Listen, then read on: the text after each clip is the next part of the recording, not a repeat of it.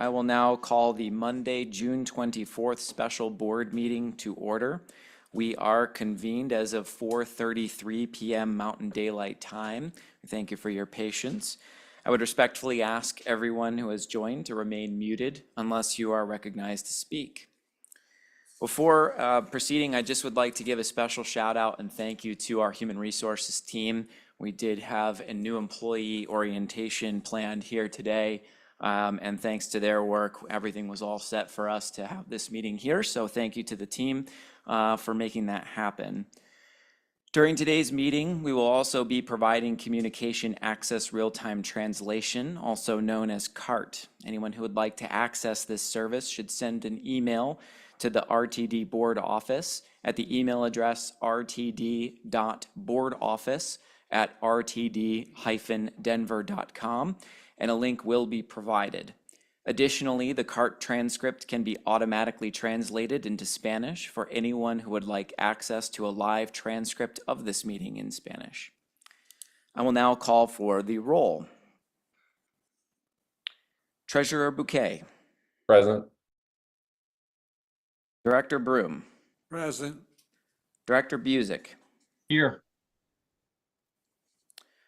First Vice Chair Catlin as an excused absence, and the board sends our regards to her. Oh, I apologize. Director Catlin is here, but listening in. Director Deschel. Director Deschel is on excused absence. Second Vice Chair Geisinger, excused absence. Secretary Guzman. Present. Director Harwick. Yep. Director Lewis. Present. Director Ruscia. I am present, but Mr. Chair, the CART link is not streaming. Okay, we'll check on that in a moment after roll call. Thank you, Director. Director Rosenthal. Present. Director Sloan. Here. Director Tisdale. Present. Director Whitmore. Here. This is Chair Davidson. I am here. That is 13 directors present with 2 excused absent. I'll just pause for a brief moment to check in with our board office executive manager. Kroll, are we in touch with Director Ruscia to get the CART stream working while we move to public comment? Yes, we're sending that along now. Thank you very much, Mr. Kroll. Next is our public participation period, which is open to anyone who would like to address the board. As we have both in-person and remote attendees, in-person comments will go first, followed by those who are participating remotely. For those attending in person, please come to the podium when your name is called. If you have not already signed up to speak and would like to do so, please approach the podium when I call for any additional speakers. For those attending virtually, if you wish to raise your hand and have not already done so, please, you will raise your virtual hand on Zoom or press *9 on your phone. Staff will unmute you when it is your turn to speak. If you are dialed in, press *6 to toggle your mute settings. Please bear in mind that by participating in this process, you are being recorded. If you do not wish to be recorded, your comments can be submitted in writing. If any speaker has documentation or reference material for the board, or if any member of the public would like to submit written comments, please either email those materials to the board office at the email address rtd.boardoffice@rtd-denver.com. During this time, the board will not offer any direct comments or responses. However, if you would like to be contacted regarding your public comment, please email the board office at the same email address alluded to earlier. Speakers should begin their remarks by stating their names. Speakers will have up to 3 minutes to provide their comments. I see that we do have one speaker signed up for comment this evening. That is Chris Nicholson. If Chris Nicholson can please approach the podium. Once there, you will have 3 minutes. Thank you, members and Madam GM. I'm here today because you are being blamed for a failure to maintain a state of good repair.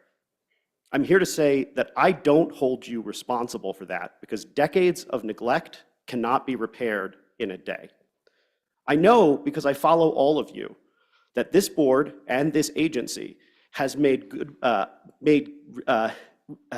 getting to a state of good repair a priority over the last 4 years. But where you have fallen down is in your ability to react efficiently and communicate clearly when these deficiencies came to light.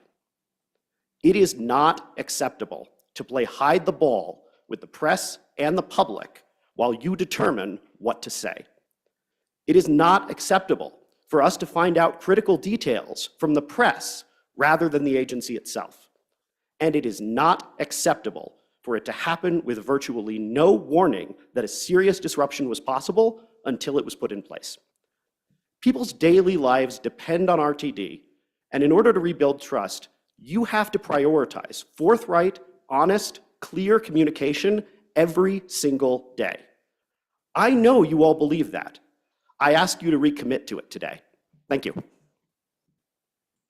Thank you very much for your comments. Do we have any other speakers in person who have not signed up? Okay, seeing none. Do we have any speakers online? Mr. Kroll? Chair Davidson, at this time, I do not see anyone online who has raised their hand in indication of their desire to provide public comment. Thank you, Mr. Kroll. Mr. Kroll, can you address whether there were emailed comments for today's meeting? You did not receive any email comments in advance of today's meeting. Thank you, Mr. Kroll. With no other participants in the queue, we will close the public participation period at this time. There is one discussion item on the agenda this afternoon. This is with regards to the Southeast Light Rail Corridor preventative maintenance. I'd like to first of all start by thanking our entire team, AGM Jensen, General Manager and CEO Johnson, and the whole team for working to pull this meeting together today to dialogue about the Southeast Light Rail preventative maintenance. I'd also like to thank our team for continuing to work together to engage with the media and communicate around what is occurring. I think we'll have a good presentation here this evening, followed by then dialogue and discussion from the directors. So thank you, everybody, for participating. At this time, I'm going to hand off to General Manager and CEO Deborah Johnson to please introduce and begin the presentation of this item. General Manager.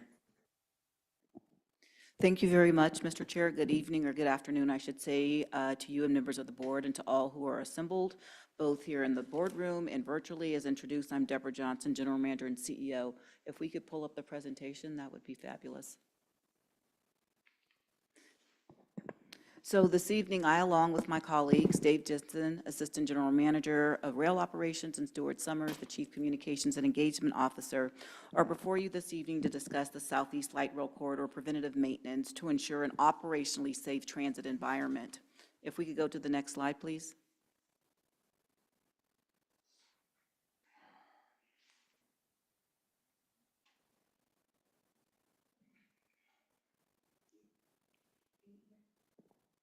Do what?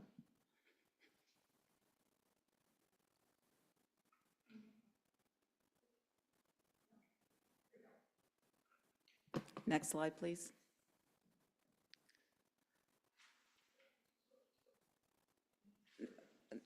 No, can we go back, please? Thank you. So I will present the regulatory framework in which RTD operates as a public transit agency. Mr. Jensen will discuss the light rail inspection, speed, restrictions, and maintenance and repairs. And Mr. Summers will close out the presentation with the agency's communication and outreach efforts that are underway. Next slide, please. Next slide, please.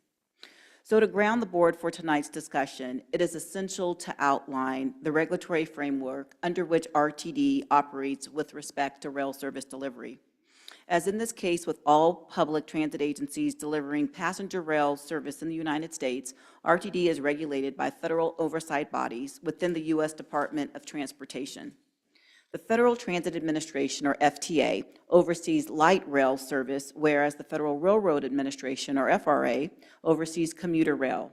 The slide before you delineates between the defining service characteristics of those modes.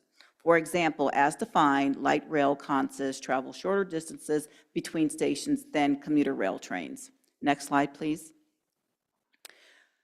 So with the Federal Transit Administration, the FTA provides technical and financial assistance to local public transportation systems. The federal government, through the FTA, provides financial assistance to develop new transit systems and improve and maintain and operate existing systems. Simply put, under Section 5307, this agency does receive federal funding for preventative maintenance. The FTA oversees grants to state and local transit providers, primarily through its 10 regional offices. RTD, for example, operates within FTA's Region 8. Transit providers within each region are responsible for managing their programs in accordance with federal requirements, and the FTA is responsible for ensuring that grantees follow federal mandates along with statutory administrative requirements. I would like to add, just this afternoon, we had a triennial review exit conference with the Federal Transit Administration and their reviewers, and this agency actually received glowing remarks as it relates to our adherence to those federal guidelines. We have not received the final report, as this was the exit conference, but I just wanted to emphasize that. And in relationship to transit asset management and our public transit agency safety plan, we received no deficiencies. So while the FTA holds the regulatory authority for bus and light rail, the Colorado Public Utilities Commission, or CPUC, serves as the FTA's designated state safety oversight agency within the state. The Federal Railroad Administration was created to enable the safe, reliable, and efficient movement of people and goods across the U.S. The FRA has a range of authority governing railroad operations. Their authority in terms of safety was further refined when Congress passed the Rail Safety Improvement Act of 2008 in response to several fatal rail accidents between 2002 and 2008. The act directed the FTA to promulgate new regulations related to areas of railroad safety, such as hours of service for railroad workers, positive train control implementation, standards for track inspections, certification of locomotive conductors, and safety at highway rail grade crossings. FRA's Office of Railroad Safety promotes and regulates safety throughout the nation's railroad industry. The office focuses on the safety criteria, including grade costings, hazardous materials, motive power and equipment, operating practices, signal and train control, and track. FRA has 9 safety management teams that serve as the Office of Railroad Safety's main liaison with the senior leadership of the nation's railroads. RTD's commuter rail operations are assigned to Safety Management Team 7, which is qualified as being in Commuter West. RTD's commuter rail operations, as you're well aware, are unique in that they are defined in a concessionaire agreement with Denver Transit Partners, which operates the A, B, and G line, and the N line is directly operated by RTD. Next slide, please. On July 19th of 2018, the FTA published the Public Transportation Agency Safety Plan Final Rule, which requires operators of public transportation systems that receive federal funds under the FTA's Urbanized Area Formula Grants to develop safety plans that include the process and procedures to implement safety management systems. The PTAS Final Rule, which is 49 CFR, being Code of Federal Regulations, Part 673, intends to improve public transportation safety by guiding transit agencies to more effectively and proactively manage safety risk within their systems. It requires certain recipients and subrecipients of FTA grants that operate public transportation to develop and implement safety plans that establish processes and procedures to support the implementation of safety management system, or what we refer to as SMS.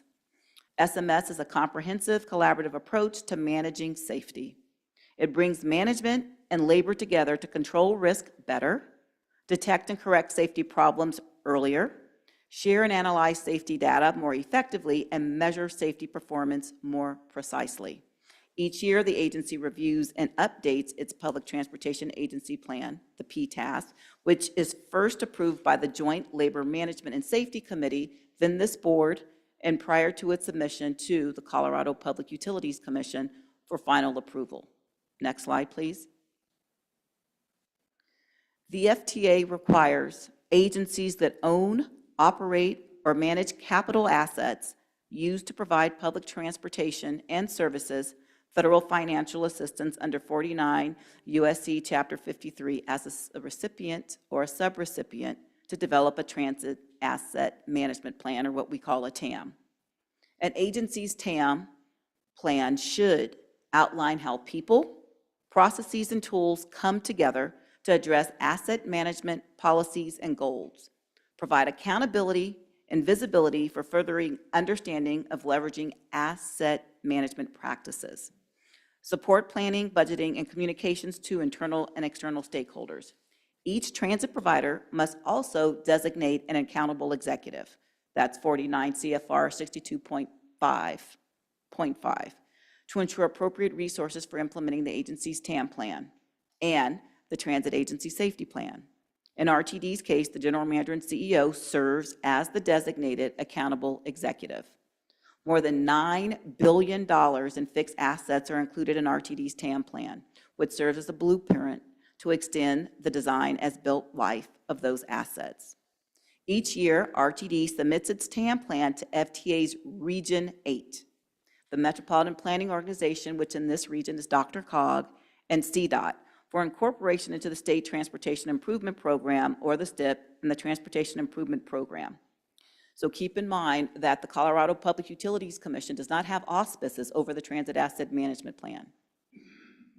So with that, recognizing I laid out the regulatory framework, I will now yield the floor to Mr. Jensen to touch upon the light rail inspections, our preventive maintenance program as a whole, and other elements as described in my opening remarks. Thank you very much, Mr. Chair and members of the board. Mr. Jensen, the floor is yours. Good evening. I am Dave Jensen, the Assistant General Manager of Rail Operations, and I want to thank you for the opportunity to speak with you this evening about this subject. I'd like to take a step back, possibly, to kind of lay a little bit more groundwork on the situation that's before us now. And that began with the corrective action plan that was put in place relevant to the 19th and Stout track. And in that corrective action, certain items were identified whereby we found that we could do things in a more proactive manner. So rather than waiting until there were problems, rather than waiting until there was a catastrophic event, there were steps that could be taken to get us ahead of things. And so the development and implementation of that corrective action plan led us to here. And it is what we are doing now. We've transitioned from being reactive to being proactive. And I hope to be able to explain that to you this evening to gain a greater understanding of how we're ahead of things now, whereby in the past we may have waited until failure before reacting. And so part of that corrective action required us, or what we decided was the best course of action, was to reevaluate and re-implement and enhance our inspection process, primarily for state of good repair purposes, but secondarily for defect and problems or issues that would need to be addressed. So when we're doing inspections, those are the elements that we're looking for. So we've got an expected life, or there's a end of life expectancy, timeline on our assets that we're looking for to see whether or not we're going to achieve that. And then we have to plan to be able to replace those assets prior to them failing. And the way that we go about that now, what we've adopted, which is new for us, is an age minus wear philosophy. And what that simply is we know what the lifespan is. We compare that to the condition, see whether or not there's premature wear, and then we use that to help us to be more predictive in the way that we do our asset management planning so that we can replace our assets prior to failure. In addition to that, we've adopted a new inspection methodology to help us to identify defects in the track that are predictive in nature to get us to a point where we are resolving those issues before they turn into problems. And it's a regular part of operations. in our division, it's the Light Rail Maintenance of Way Division that's doing this work, and it's part of the work that they do. So, a very high level, what we're doing now is that every 90 days, the entire light rail network is being inspected to an extent far greater than what was in the past. So in the past, what we would do with just track alone, and then just for numbers' sake, in case you're doing the math, we've got roughly a 60-mile network for light rail, but it's double track. So that's 120 miles of track. It's also 120 miles of overhead wire. All of it needs to be inspected. What we did in the past was we would check the entire corridor once a week. And so thereby in a quarter or in 90 days, we would have it done 3 or 4 times. Now what we're doing is we are riding a high rail vehicle. We'll talk more about that, I think, in a little bit, twice weekly, and walking the entire alignment once every 90 days. So the level and the depth of the inspections is far beyond what we were doing in the past.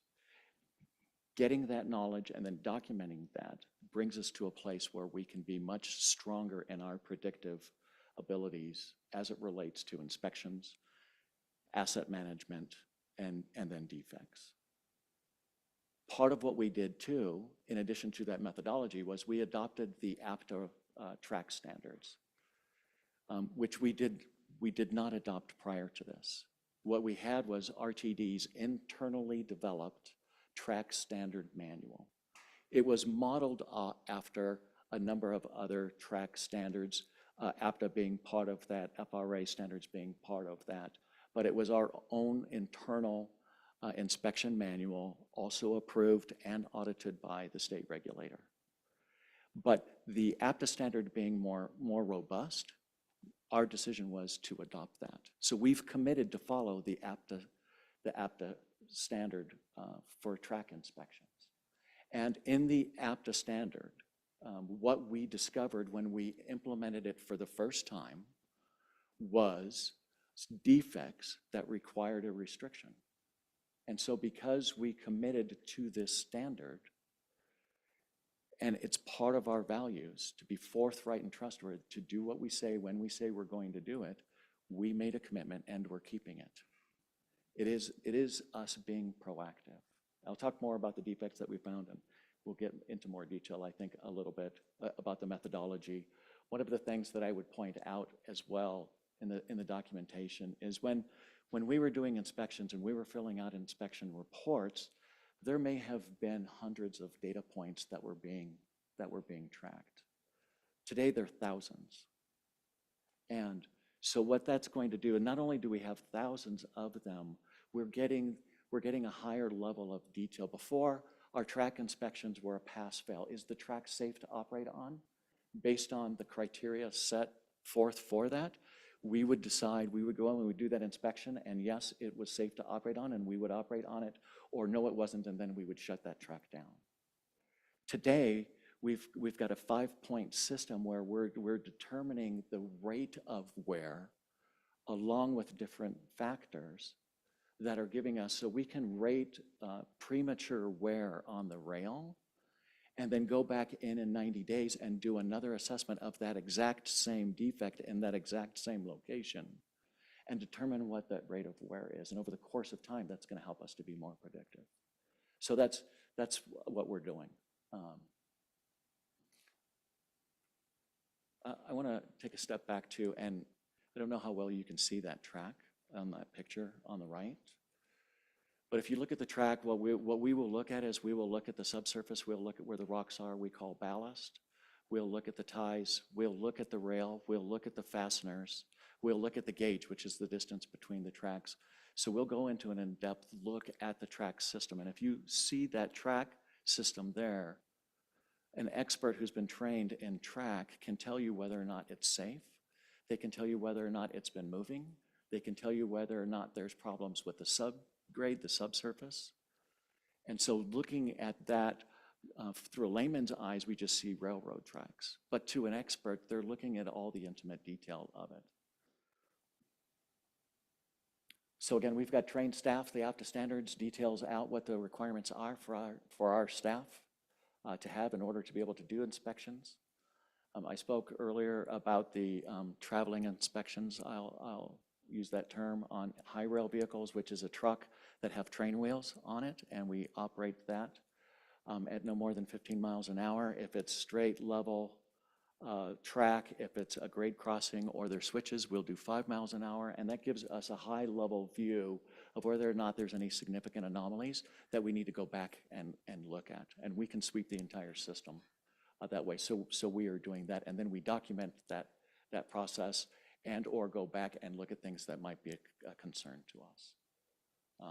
One of the last bullet point I would highlight as well is that we're not finished in the development of this. As time goes on and our skills develop, we believe that we will be able to evolve and provide even better results in the future. So in May, this last May, we implemented this new process for the first time. And I might take a step back and say that it took an extended period for us to develop this. In fact, the manual that we're using right now is on its 13th revision. And, I'm sorry. Since May? Since early last year, I want to say last fall. Wow. So when we decided this was the direction we were going, we've worked on it, we've tried it, we've trained on it, and it takes time for us to be able to get to the point where we are. The deadline for us to have this completed is June 30th. We're ahead of schedule, but meeting it. And so when we went out with this new set of eyes and this new methodology and this new process, we found defects, some of which were cosmetic, some of which are defects that need to be addressed. I would say, again, if you look at the track, when we're looking at the track is safe. Like, I can't overemphasize that enough. The subsurface is stable. The ties are stable. The track itself is stable. The base of the rail that's attached to the ties, the web of the rail, there's no anomalies on that. There's what we found predominantly. There were other defects that we found, but the one that's causing us the greatest angst in this situation, we're referring to as rail burns. And typically rail burns are developed through either sliding or slipping of a wheel on top of the rail. And that leaves a mark on top of the rail. The APTA standard requires us, if that measures at its longest distance, 3 inches, we've got to put in some mitigations. And what we've done is we've put a 10-mile-an-hour restriction on those, and now we're repairing them. And essentially, that's the biggest crux of the issue. But again, the track is not unsafe. The 10-mile-an-hour restriction goes in place in this situation because left alone, without intervention, they could at some point develop a crack, and then over time could develop a break. And that's what we're trying to prevent. So when I say that we're ahead of it, we're not waiting for the rail to break before we do something. We're being proactive, we're identifying an issue, and we're resolving it and fixing it now before it turns into a problem where the track breaks. So that's where we're at. And we did have some idea that there were rail burns, but our past practices did not require us, nor did we go to the extent that we are now by measuring and documenting everything and following the APTA guidelines. So we didn't know the extent of the problem. I hope this comes across the right way, but I might liken it to if we went through a hailstorm, you might suspect that you might have hail damage on your roof, but until you get a qualified inspector on the roof looking at every part of it, then you can determine that there actually are defects that need to be rectified, and that's what we did. And if there's a picture there on the right of what we're seeing, and what I just described in terms of left alone, they could turn into cracks, could turn into breaks, and then that would be the problem. So in terms of speed restrictions, they are typically a track condition that where a train would be going slower than it normally would. And there's multiple reasons why that might be the case. It could be a track condition. Typically, it is a situation where the track is still structurally fine, but train speed over could be ride quality. It feels like you hit the train hard, it bounces too much, or it's a condition that continued speed on that situation will make matters worse, which is what we're dealing with now. And I would remind all of you of the significant amount of train travel that we have daily over our tracks. Some of these corridors, and this corridor in particular, we have 750 train trips over that every day. So there's a lot of train traffic that's going over these tracks. And so it's imperative for us to be on top of that. It is commonly used in the railroad industry. Like I want to say, without overemphasizing it, that every railroad in the country has speed restrictions. They've got provision for being able to implement them. It's part of the business that we do. I might point to agencies because I know there's been conversation about Boston, and we've got, I believe, still a link to Boston's system on our website. They're dealing with that same problem. We've been in touch with other agencies like Seattle. When a couple of weeks ago, when I was at the rail conference in Cleveland, when I was riding the train to the airport, we stopped on the train. The operator makes an announcement, said, we're going to be delayed here for a minute while we wait for a train ahead of us to clear. So I look out the front window, and I watched them running single track operation as a train on the same track crossed over and cleared. And when we went by that section of track, what it clearly appeared that they were doing was full depth rail replacement. It is done in the industry. The issue at hand for us is strategically, how are we implementing this? When are we implementing it? And again, I'd like to emphasize that we've worked really hard to get to a place where we're not reactive. Like the track right now in this that we're talking about, we're replacing it as a mitigation, but it's structurally sound. We don't have to do a full depth replacement to this area like the downtown area. This is not the same thing.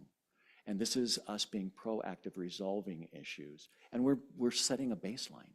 We've just adopted this new process.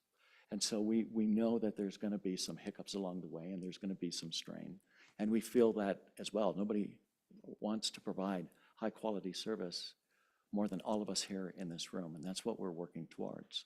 But if we don't take this action, we will get to a point where there is a critical failure and even more inconvenience will happen. So I know this is really hard, and we're working very diligently at service delivery, but again, left alone, it will get worse. And that's what we're not going to let happen now.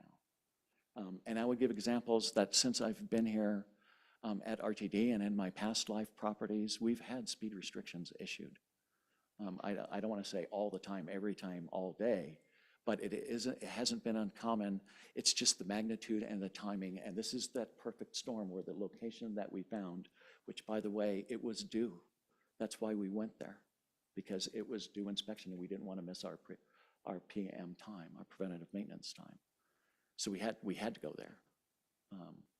And it is that perfect storm, which is why the impact of it is so significant to us. I believe if you've been on our website, this should be familiar to you of what the locations are. We have been diligently working on this, trying to resolve. We have lifted the restriction between Bellevue and Orchard for southbound trains. We're on the cusp of doing that northbound. We'll get to the schedule and we'll talk about that a little bit more. We've suffered a couple of delays already. Weather-related delays are going to be a problem for us. So if there's rain or lightning, that's going to delay the crews. They won't be able to work in that environment. We pulled the work crews off the alignment for concerts. Last night, we anticipated being able to get the northbound track between Bellevue and Orchard resolved, but last night there was a fire at 13th. And so the fire department shut us down. We had to run single track around that. And what that required us to do was pull our crews that would have been working on that to go throw switches to run trains over by 13th. And so those delays, we know that will occur. We're trying to build that into our schedule as we're developing that. But as we are diligently working every single night to try and resolve this. There's a couple of methods that we're using. In the larger areas, it's faster and easier for us just to replace the rail. So we're cutting the rail out and we're putting new rail in places.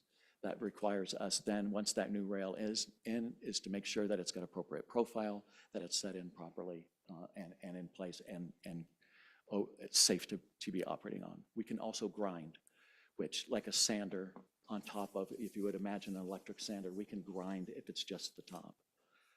One of the measurements that we've taken on those is not just the length of it, but the depth of it. And so right now, if we might be taking different action if there was actually a groove being dug into the rail, which right now there's not. The measurements on depth are negligible. And we've gone and analyzed that. We've taken pieces of rail, we've cut it, we've looked at it in-house to see what the condition of the rail is. And right now the depth is negligible. So grinding it off might be, it's a mitigation for us that we have available to us. And then just a reminder, really, that we will adhere to the highest levels of safety standards, even when the results impact schedule. We won't compromise safety. And you can rest assured if at any time the track is unsafe, we will stop service. We won't operate on it. But this track is safe right now to operate over. So we talked a little bit about the maintenance and repairs. I'll try and get through this quickly if I can. So they're currently already underway. Slow zones have already been put in. We will resume train speeds as soon as we can lift the restrictions. We will do that. So while we know this section that we've inspected, it's going to get better. There are other areas we do have to inspect, and we may have to put restrictions in those areas. And then we'll attack those, and we'll get those cleaned up. It's a big maintenance project for us. But we will get this resolved, and we will get the track fixed. Again, I'm very reluctant, and I've been saying publicly that I don't want to make a promise that I can't keep. So I'm very reluctant to put dates up there because there's no float in that right now. So if everything goes absolutely perfect, I'm very confident that we can make significant progress, if not complete altogether, the Southeast Corridor by September. But if you look at the dates on the board, if we were to allow, which is our project dates, date line is roughly 2 weeks per section between stations, we could be done in August. But again, I'm publicly very reluctant to make promises we can't keep. And so I think there has to be an understanding that delays will occur. And we will notify the board, we will provide updates as soon as we can, as soon as we know that there's been delays, so that we're being as transparent as we can with the schedule of when we think we can get this completed. And now it's my pleasure to pass it on to Stuart Summers. Thank you, Dave. Stuart Summers, Chief Communications and Engagement Officer. I want to talk a little bit about the communications and outreach efforts that have been undertaken over the last approximately 2 weeks. So first and foremost, as soon as the incident speed restrictions were put into place on that Tuesday, June 4th, service alerts went out that afternoon. Phone calls were put into place, and then we started engaging with the media to ensure that the community was well aware and our customers were well aware of the situation. We're all very familiar with customer care. That is our call center. Agents have been taking hundreds of calls, helping customers, assisting customers with trip planning. We have a very robust alternative bus route map that agents are using to navigate customers to other options if the rail network isn't going to work in the time that they expect. We also have our NextRide app.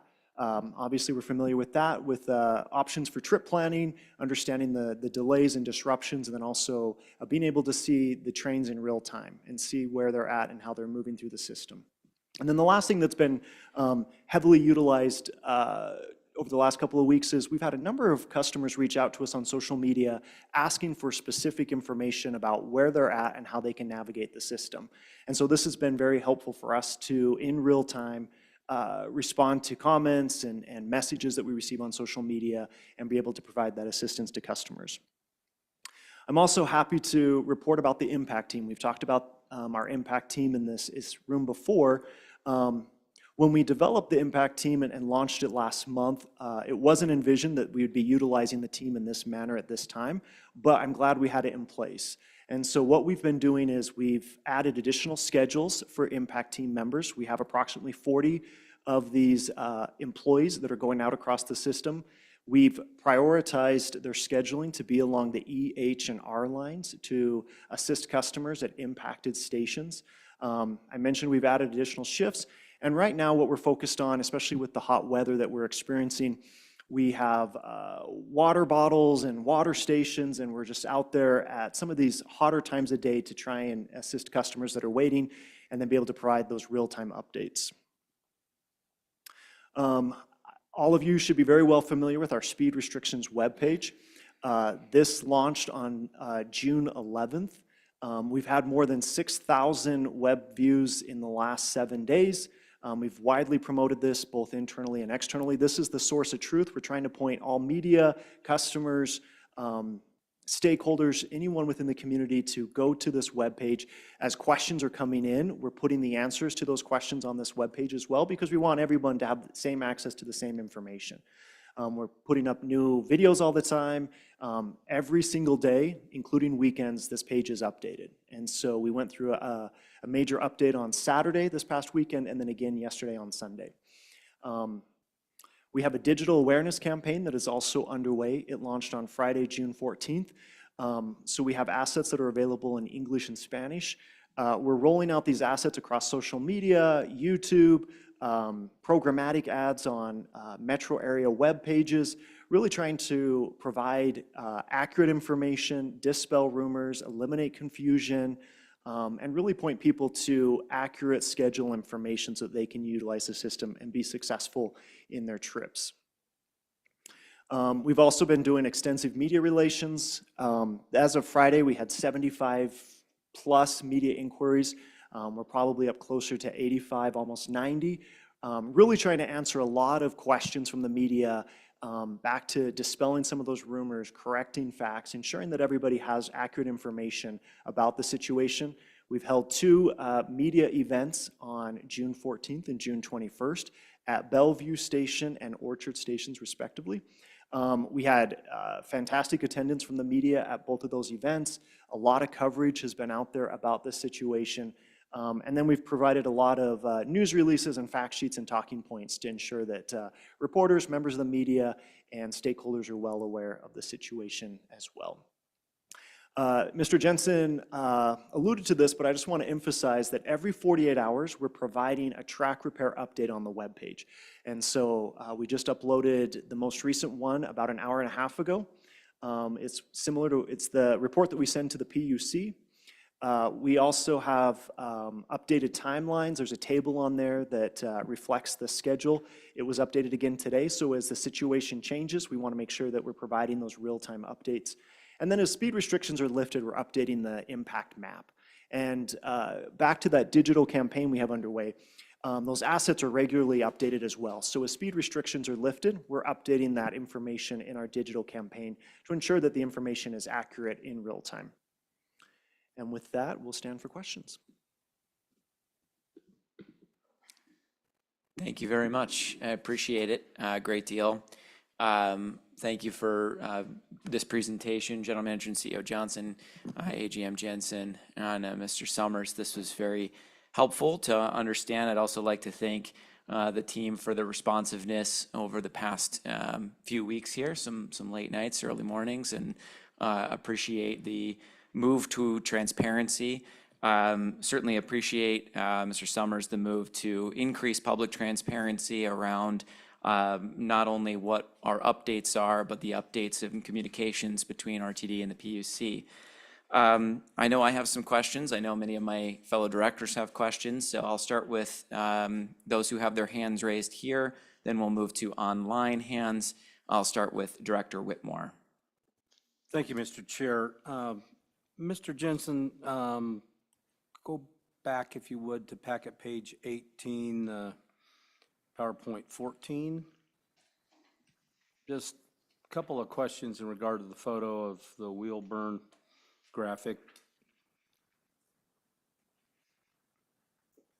So when this is spotted, what type of a extensive repair is done? And is it done overnight or in several nights? Is this severe enough of a situation where that link is removed, or I'm just curious how that's remedied and how long that process takes, for example. And is this, as a follow-up, the most prevalent issue that you're finding? Mr. Chair, if I may, Please. I think I'll answer the last. It's the most prevalent, yes. Okay, thank you.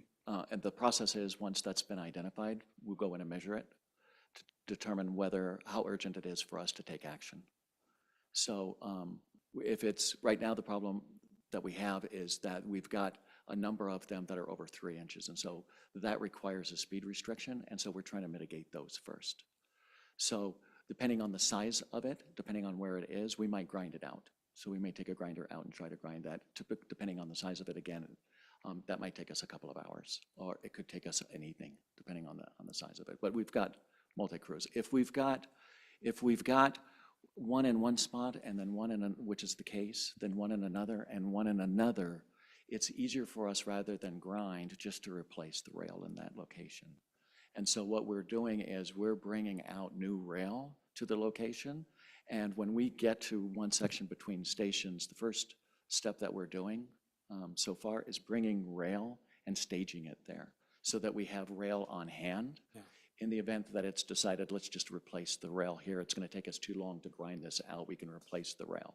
And it'll take us a day, a night for sure, depending on the location, just to get the rail staged. And then another night to cut the rail and replace it. So it really kind of depends on the extent of it. And so while we've got one crew that's replacing, pieces of rail, I don't want to give the impression, I think there was some misunderstanding initially at first that the entire rail between stations was bad. That's not the case. It's a spot here and a spot there and a spot here. So that's really the mitigation. And while one crew is working on that rail replacement, another crew might be working on grinding.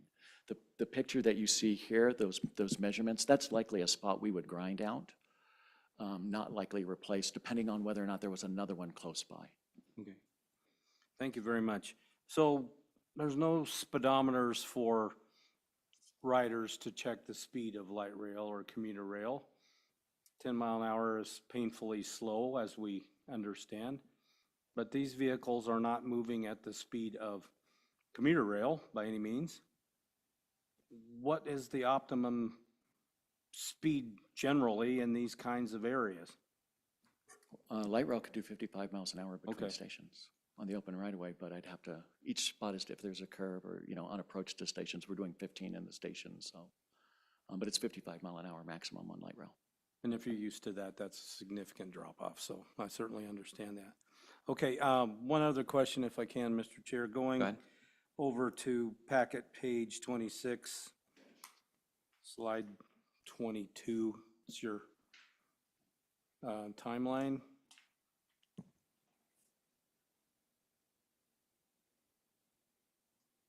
This is, from what I can glean from your presentation, really best-case scenario. If everything goes perfect. Yeah. Say that again. If everything goes perfect. Thank you. That's all for now. Mr. Chair, if I may, Please. I just want to ground us in the fact that we have to keep in mind what our maintenance window is, and in order to do work, we have to de-energize power. So when we talk about the time period that we're actually out there, we're grinding or we're cutting and replacing rail, that is a very small window. While we talk about we're shutting down the network from 11 p.m. to 5, we have to keep in mind that we have to get trains off of the right-of-way, get them back to the yard.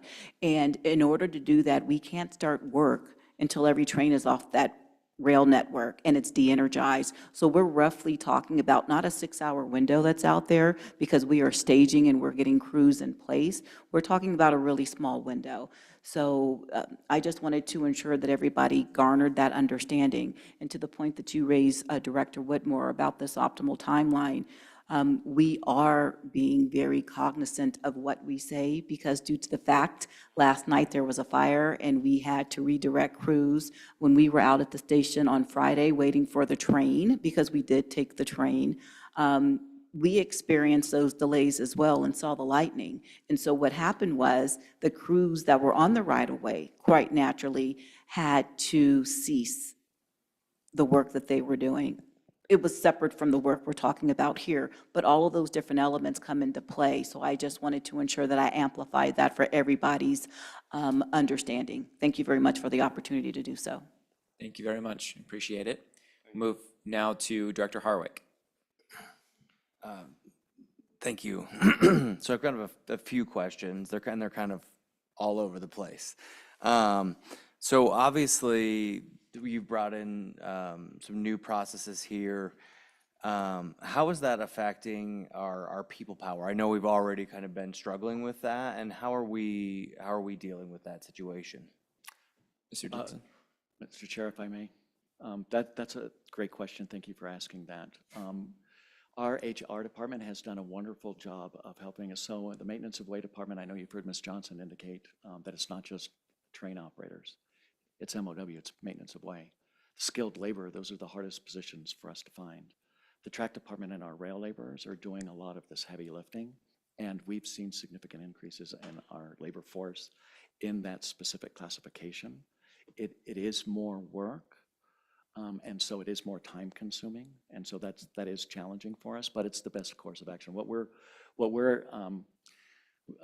future for us is really evaluating that workload and then doing some analysis on the number of people that actually we need to be able to. But right now we're keeping, with the situation, is a little bit aside. We are keeping up with the workload, and right now it's third shift and overtime that's doing this work. So we still have first and second shifts that are able to do that other work. Got it. And then sort of that kind of thinking about now that we have these new processes to view the rail over just almost practically daily, it seems like, once we have sort of, let's say we do finish, everything goes perfect, we finish in August, what does this look like moving forward? Like, how frequently do you anticipate sort of needing to do this on a smaller scale, in the upcoming months or years? Does that make sense? It does. So I think we need to level set, and we need to really find out what the condition of the entire alignment is as it relates to this. And so we still have the Southwest Corridor we've got to do. We still have to do the 225 corridor. The rest of it has been done. So there'll be a strong push for us to resolve these defects that we're finding then. And then it'll be an ongoing process. I wouldn't expect there to be much significant scope like this because we're going in and cleaning this up now. But maintenance on a railroad, on a legacy railroad, is ongoing. It's always going to be that way. But what we're trying to do now is get ahead of it, right, and minimize the impact for the long term.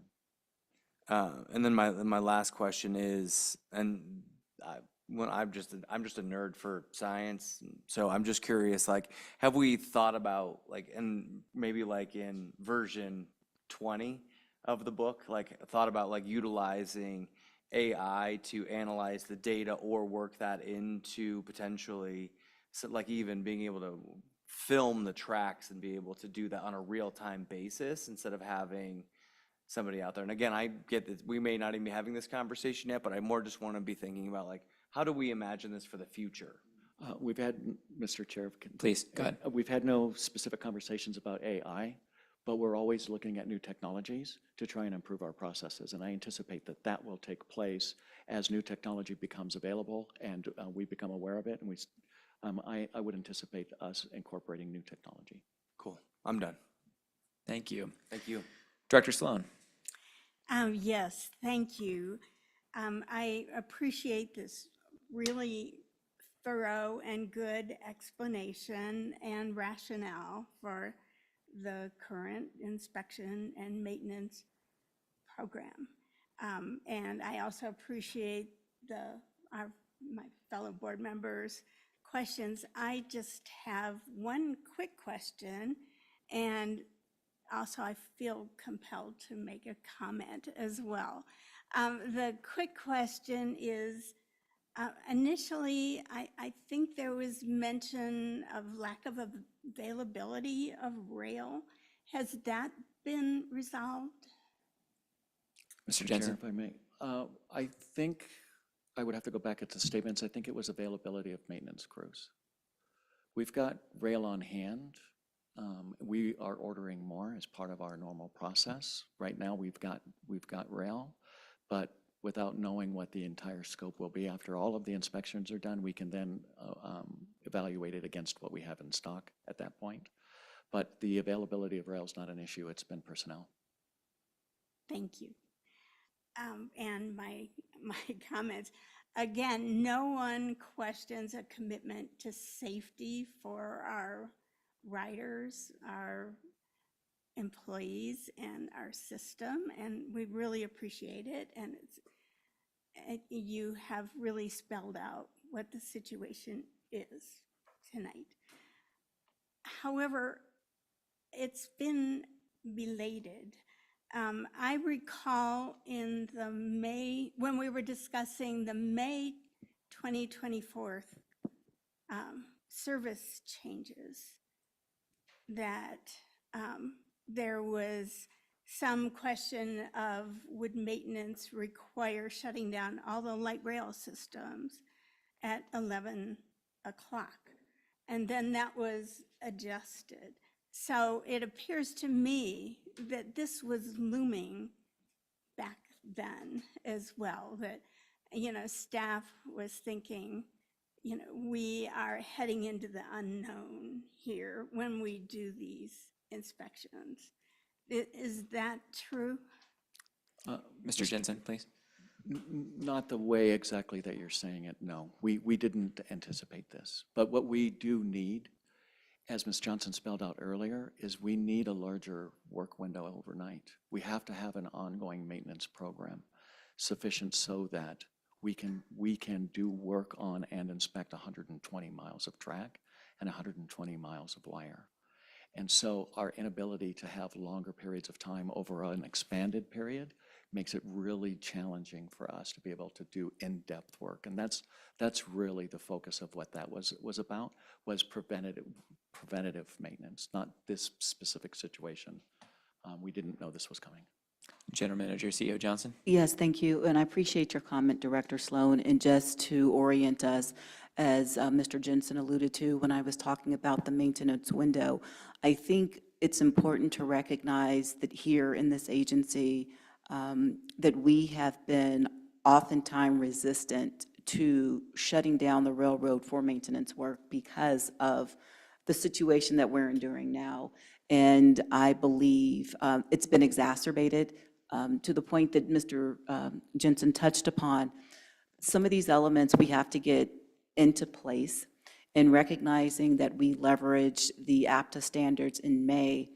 When we talked about a service window, that was just in generalities, recognizing that we only have one operational maintenance yard. And basically the furthest, if I'm not mistaken, takes us like 78 minutes in reference to clearing the railroad to get back to our Alati maintenance facility. So recognizing that in and of itself, there's a lot of things that we did, woulda, coulda, shoulda, about value engineering, but we don't have ample pocket track here. We don't have, what I mean by pocket track, generally you could stack trains in a certain area. So case in point, while we're doing these speed restrictions, when we became too delayed, we could pull out a train and have them ready to go to fill in that gap. We don't have that mechanism here. So we are operating to the best of our ability within the confines of the network that have been designed for operational purposes. And so I just wanted to further state that as it relates to the maintenance window, because really and truly, as we think about what it is that we have to do by traversing the track and going back to Alati, takes away the time in which we have to do viable work, and so it's a prolonged period of time. But I do appreciate your comments. They haven't fallen upon deaf ears, so thank you. Thank you. Again, Mr. Summers, you have tried every avenue to reach our customers, and I really, appreciate that. But that too was step a little bit late. And I think we all know that disruption of service of this type, particularly speed restrictions, may be common, but this is on top of the coping panel project. So to customers, it's not a mere inconvenience. It requires patience on their part. It could threaten their livelihoods and turn family routines into chaos. So please continue your efforts to let people know what is happening. You're doing a great job at this point. Thank you. That's all. Thank you, Director. Thank you for the answers. I'll move next to Director Tisdale. Thank you very much, Mr. Chairman. I appreciate the opportunity, and thank you very much for the report, Mr. Jensen, Ms. Johnson, and Mr. Summers. Very helpful to have this information available not only to the board, but to the public, so that people know exactly what is the situation, how are we responding, and what is our best professional estimate of when we will have a conclusion to this. And I know that part of the goal in a situation like this is to underpromise and overdeliver. So we hope that we'll be able to see overdelivery on some of this. I do have a question, because I know that careful readers of this PowerPoint will end up noting this, and I want to give you the opportunity to comment on it here. In referring to slide number 17, which is found on packet page 21, there's a description about the central corridor and replacing rail and installing joint bars. And then there's a reference to the southeast corridor, specifically the segment from Yale to Southmore. And the work in 2023 was to replace track sections. Then, of course, if you turn to the next page, which is slide 18, packet page 22, you will see that the image reflects work to be done on the slowdown zone number 1 between Yale and Southmore, the section that was addressed in 2023. Now, specifically, I understand that the section from Yale to Southmore, we're looking at potential rail replacement, and on the prior slide, we talked about replacing track sections. So I'm wondering if you can give us a distinction between those two, because otherwise, I think the observer would say, wait a minute, you just fixed this last year, and now you got to fix it again? So can you respond to that rhetorical question? Mr. Jensen? Yes, if I followed, so correct me if I get off track. It wouldn't have been.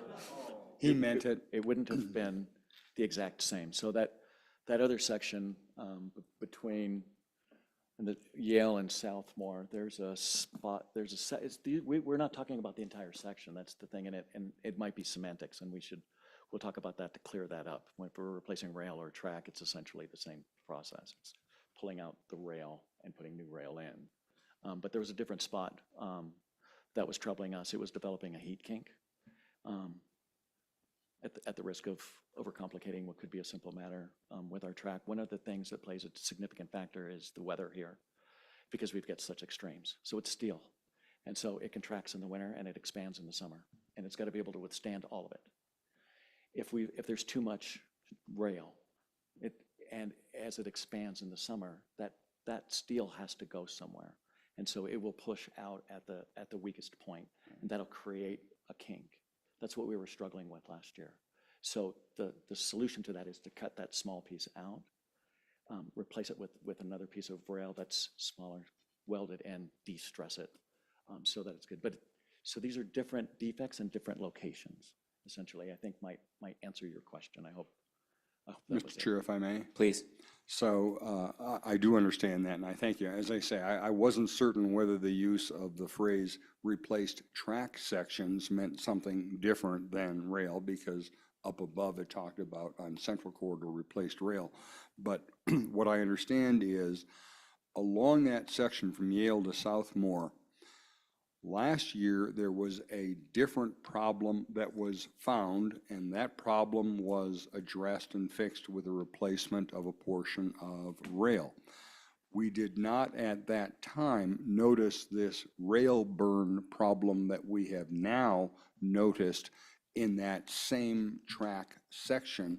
And I'm wondering whether that rail burn could have developed between last year and now, or is it something that we really just weren't looking for and therefore didn't address last year? Mr. Jensen? It's likely a combination of, likely the rail burns, some of which are new. We're going to do a deep dive to really understand what's happening. But if it's not posing any immediate threat, the old process would not have required us to make any intervention. Not being on that crew and not checking their inspections, I can't say certainly, but I think anecdotally, the track crew was doing inspections already, and so it's likely they had some idea that there were anomalies going on, none of which required immediate action. Today, though, with the new adopted methodology, it does. Thank you very much, Mr. Chair. Thank you, Mr. Jensen. Thank you, Director. I'll briefly just state for the sake of the record that I was informed we're joined by Second Vice Chair Geisinger, who is dialed in by phone. So thank you, Director. We'll now move to our next in-person director with hand raised. That's Director Broom. Thank you, Chair. Our bus fleet, as well as our individual cars, all have computer systems in them for maintenance purposes. Does the light rail operator have a check engine light, or do you have the ability to find problems ahead of time so that you can talk to the shop when he comes in to deal with individual problems? Mr. Jensen? As far as what the train does not detect rail conditions, so there's nothing like that exists. Although to Director Harwick's earlier question about technology, we'll pursue that as it relates to the rail. The trains do provide some information to the train operator about if there's a problem with the train itself, but it's 1990s But it's not technology, so it's much. It would seem to me like that's something that should be pursued by the industry. I'm sure we're not the only one that's been surprised like this. Thank you. Thank you, Director. Director Rosenthal, please. Thank you, Mr. Chair, and thank you, gentlemen, for this presentation. I have a lot of questions, but obviously can't go through them all. I guess I guess we're looking at this from sort of a 10,000 feet view of different aspects, different plans that we're utilizing, different inspection regimes. Walk me through how you go through a section of rail. So you come upon it through your regular inspection, and you're looking at it, you see, let's say, a burn or a chip or something. Walk me through exactly what you do next. So like you look at it, you say, okay, this is a burn, it requires this procedure.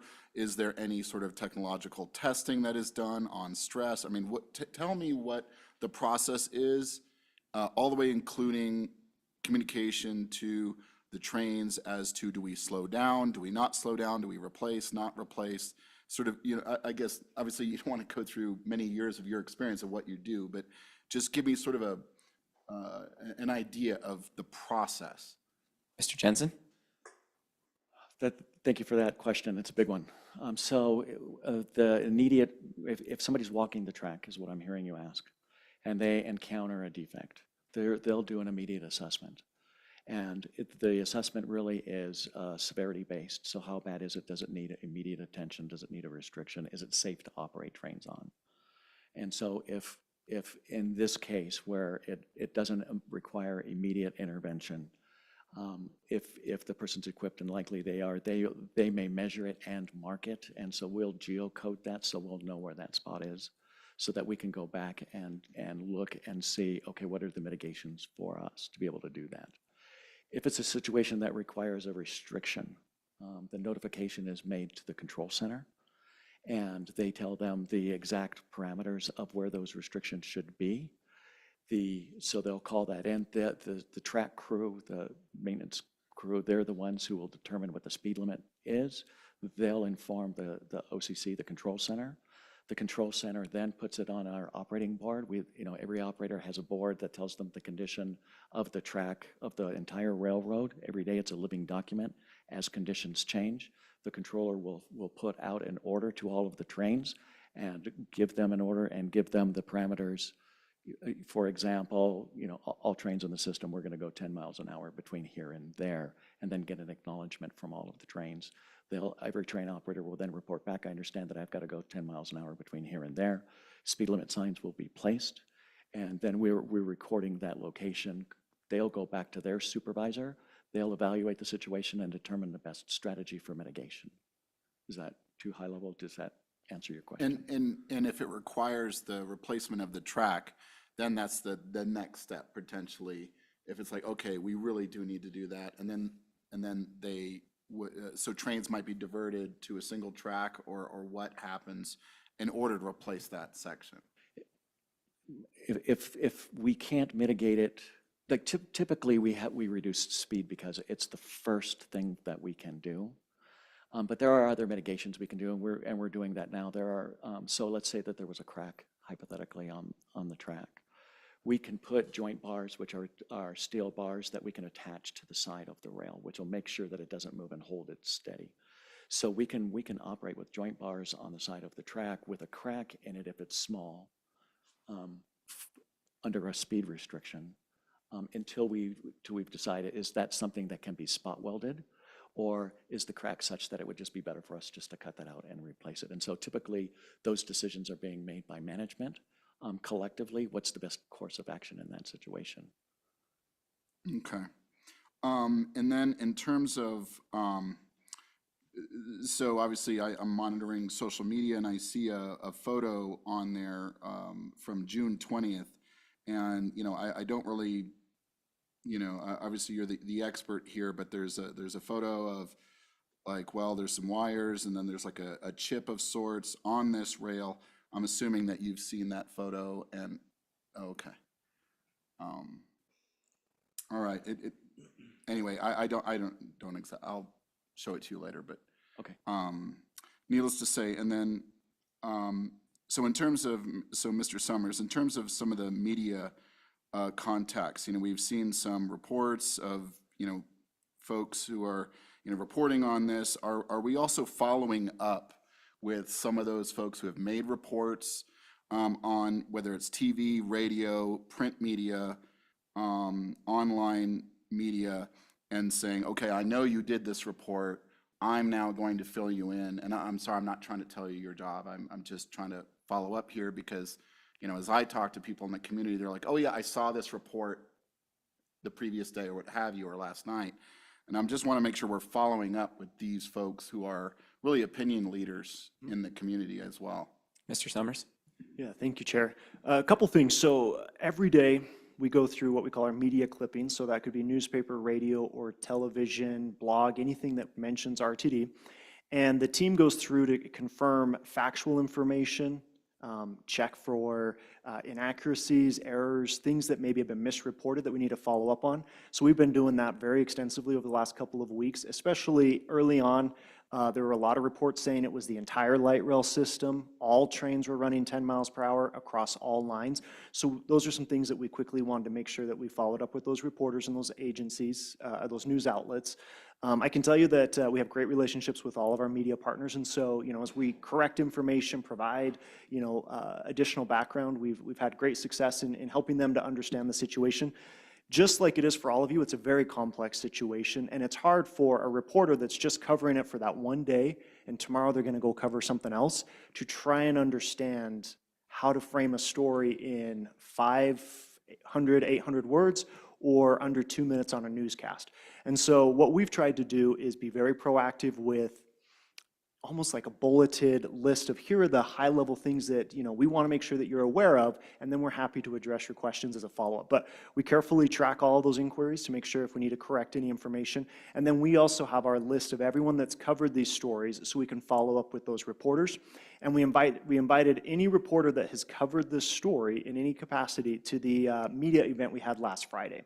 And so that was another touch point. We want to make sure that those that have been covering the story, following it, asking for information, that they were also specifically invited to the event last Friday with a phone call. Thank you. And so, and perhaps this is a better question for the general manager, and perhaps, gentlemen, you can respond. In regards to the PUC, so, there's been various correspondence back and forth between the general manager and the PUC. So my question is regards to the relationship between RTD and Madam General Manager. You said, you're the main contact between RTD and the PUC. So, so what is that relationship like? What is our conversations back and forth with them to, because we've seen correspondence, and I guess also giving you this opportunity to say, something that they maybe did not state to its greatest extent, that maybe perhaps the PUC mischaracterized, something that you'd like to clarify. Obviously, there's a lot there. I'm just saying, is there, maybe just sort of discuss a little bit for us our interactions with the PUC. Thank you. General Manager, CEO Johnson. Yes, thank you very kindly. Thank you, Director Rosenthal, for the question. As a point of clarification, I did not state that I was the contact for the PUC. I stated that I'm the accountable executive.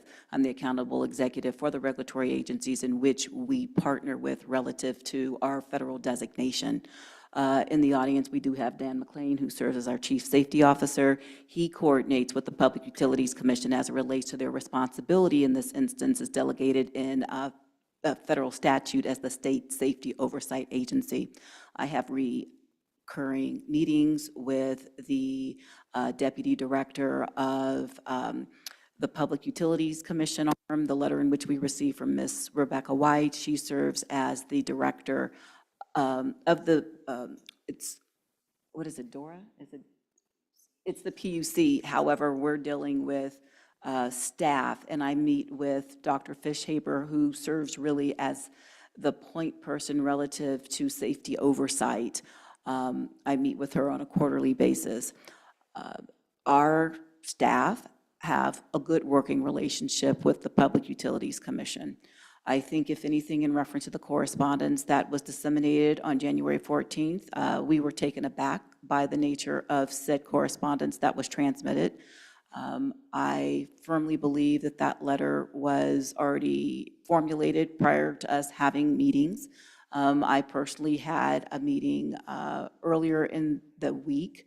The date escapes me right now. I think it was June 11th. It was a Monday, in which Mr. Jensen and I had a conversation with Dr. Fishhaber.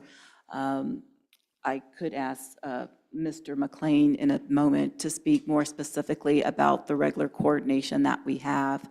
I believe, if anything, relative to some things that were cited in the correspondence, it seemed to perhaps not convey our adherence to the notification standards pursuant to the PUC rules, which was hyperlinked in the response to the PUC that I disseminated, because there was some misunderstanding, I believe, in reference to what would constitute a notification to the PUC. Preventative maintenance, as I indicated, we receive federal dollars under Section 5307 for such activities, and we would not have a maintenance of way work unit if, in fact, we weren't doing preventative maintenance. So this is part and parcel of what one does on a daily basis in operating a comprehensive rail network.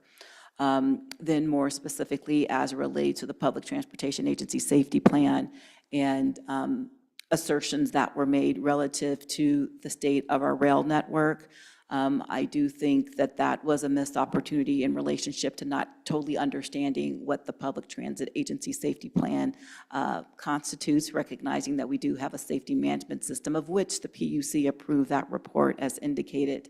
And then more specifically, as it relates to auspices over the Transit Asset Management Plan, that is purely a function that's overseen by the Federal Transit Administration. Hence, that's why we disseminate that to the regional office. So with that, Mr. McLean, do you have anything that you would like to further add? Okay, thank you. Thank you. Thank you, Director. I'll hold my questions and move to those directors that are online, starting with Treasurer Bouquet, please. Thank you very much, Chair. I have a couple questions. This is mainly my district, so just be patient with me. So the first one, and my questions are going to be regarding service delivery. So it said in slide 18 on the presentation, staff is evaluating potential operational adjustments to improve service delivery and performance. What are those potential operational adjustments? Would like to take that question. Mr. Chair, if I may. Oh, I was going to start just General really Manager. quickly. So recognizing that as we talk about service delivery, we do have the opportunity 3 times per year to look at our schedules as it relates to a service change. And in doing so, what we're trying to garner is a better understanding as we go forward where there might be opportunities to manage the riding public's expectations. Going back to a point in which Director Sloan had made relative to the service change that was implemented in May, recognizing that we did talk about a maintenance window. Once you put something in a schedule, then people could adhere to said schedule, and then they have a better understanding of the commitment that we made as it relates to service delivery. So that is the framing that I would like to provide specifically as it relates to staff is evaluating potential operational adjustments to improve service delivery. It's very analogous to what we did as related to the coping panel project last year, whereby we incorporated those critical elements into the schedule as we have gone forward. And so with that, I'll yield the floor to Mr. Jensen to speak more specifically. Thank you. And I apologize, I was looking at the slides to get the correct reference. So a couple of things specifically to note is that the E-line in particular is feeling the brunt of this the most, as might seem obvious maybe to some, but maybe not others, as both speed restrictions and the coping panel project go through, the E-line has to go through all of it, whereby the R-line does not, neither does the H. And so their schedules, while they're delayed, are not nearly suffering as bad as the E-line. So a couple of things that we've discussed and actually experimented with and tried. Primarily, there's no way for us to get the trains through the restrictions or the single track area faster. But what was happening initially was the trains' delays were cascading throughout the day. So we've made an effort to prevent that from happening. And the way we do that is by introducing an extra train in the system.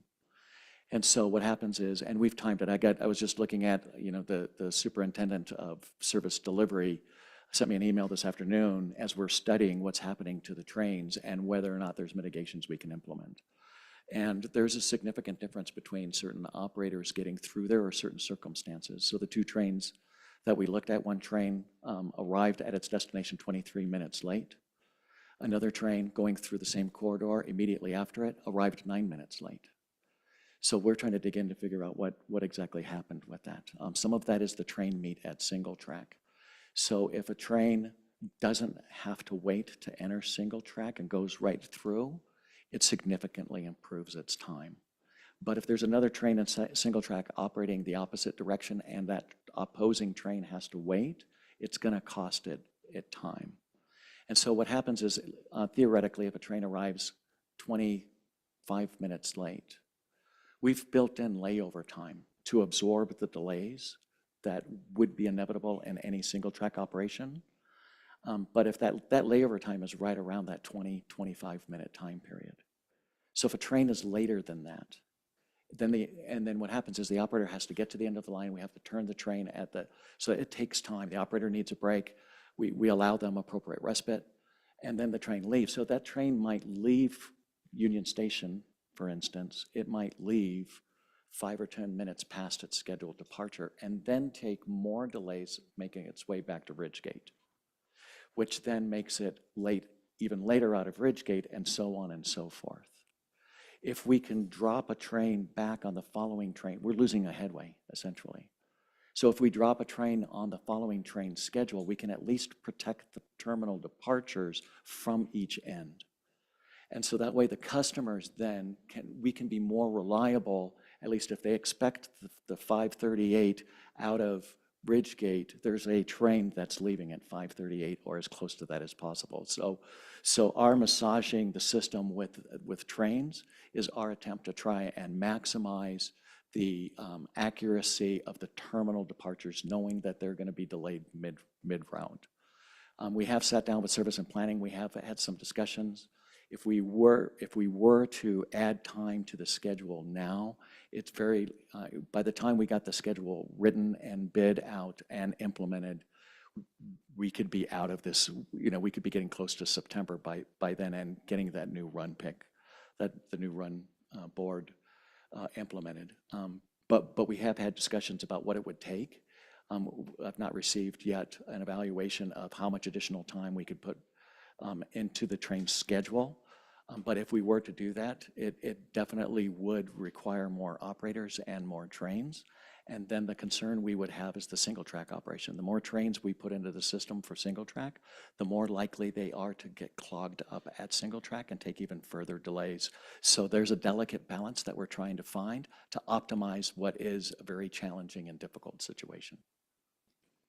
Thank Chair, you. if I may. Director? Thank you. Apologies for my ignorance on this. Are bus bridges just not a solution? Mr. General Manager? So thank you very much, Director Bouquet, for the question. I think it basically ties into what Mr. Jensen was saying. As we look at where we are, we have services in those areas. We have bus routes. And I know that Mr. Summers and his team have been communicating out bus routes that operate in parallel for us to dedicate resources from a bus perspective, utilizing additional operators. We really don't have the ability to do so when we are looking at our routine service delivery going forward, because to the point about the trains backing up, we don't have enough buses nor operators to make that a viable option as we go forward, recognizing that they are slow orders within certain segments of which we don't necessarily know what the impact will be. And let me just give a quick example. If in fact you were traveling down, a major street and they were doing some repaving, oftentimes what we're doing here, which is an alignment with single track, is that you may have cars queued up with a flagger out, and you're waiting for the northbound traffic to clear before the southbound traffic could go.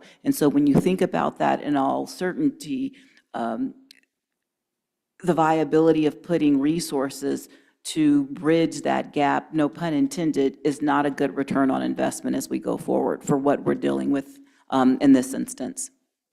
Thank you, General Manager. Treasurer Bouquet? This will be my final question, then I have a comment after. I guess the question would be, the E-line, like has been mentioned, is by far the one getting hit the hardest. It's going through two of the slowdown zones that I see on the map. How much average time is getting added to someone who's having to go through the entire duration of riding from Union to Lincoln, or excuse me, from Union to Ridgegate or vice versa? Do we have information of how much extra commuting time is getting added to someone's average commute if they're doing the entire E-line route? Mr. Jensen? Remembering that this is an average and everybody's experience might be different, it's varying between 30 and 40-minute delay time from Ridgegate to Union Station. Thank you, Mr. Jensen. Okay. Treasurer Bouquet? Final comment. I guess, as we're all aware, riders just want to, if we give a why, and obviously we as an agency are focusing, saying this is the major concerns is when it comes down to safety is always the utmost importance. And from the presentation, hopefully, the public is understanding that, we're trying to be proactive to this instead of, reactive to, something that would be a safety concern in the future. It's frustrating. It is very frustrating for riders, and us being able to just give the why of, hey, this is what is happening, this is why it's happening. That's ultimately what matters. And again, as mentioned, like it says on slide 18, and as you addressed, Mr. Jensen, having it explain, here are the solutions we're trying to provide forward with it when it comes down to, hey, if I'm kind of trying to get to Ridgegate and I'm trying to get to Union Station, a 30 to 40 minute delay, it is significant, especially on a daily commute. So again, making sure that we're communicating, making sure that we give the why of why is this ultimately going on. I think we've been doing a good job of it, but also at the same time, making sure that we are, empathetic to those who are going through that 30 to 40 minute delay on average, if not longer. That's what matters the most. So thank you very much. Thank you, Treasurer. Director Lewis. Thank you, Mr. Chair. I'm a little old-fashioned, so I grade things by letters.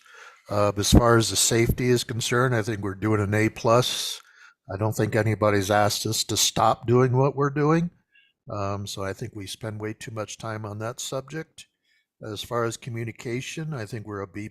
We have some improvements to be made, but I'm still going to stick to my guns on contingency plan to protect riders' impact. I think we're an F.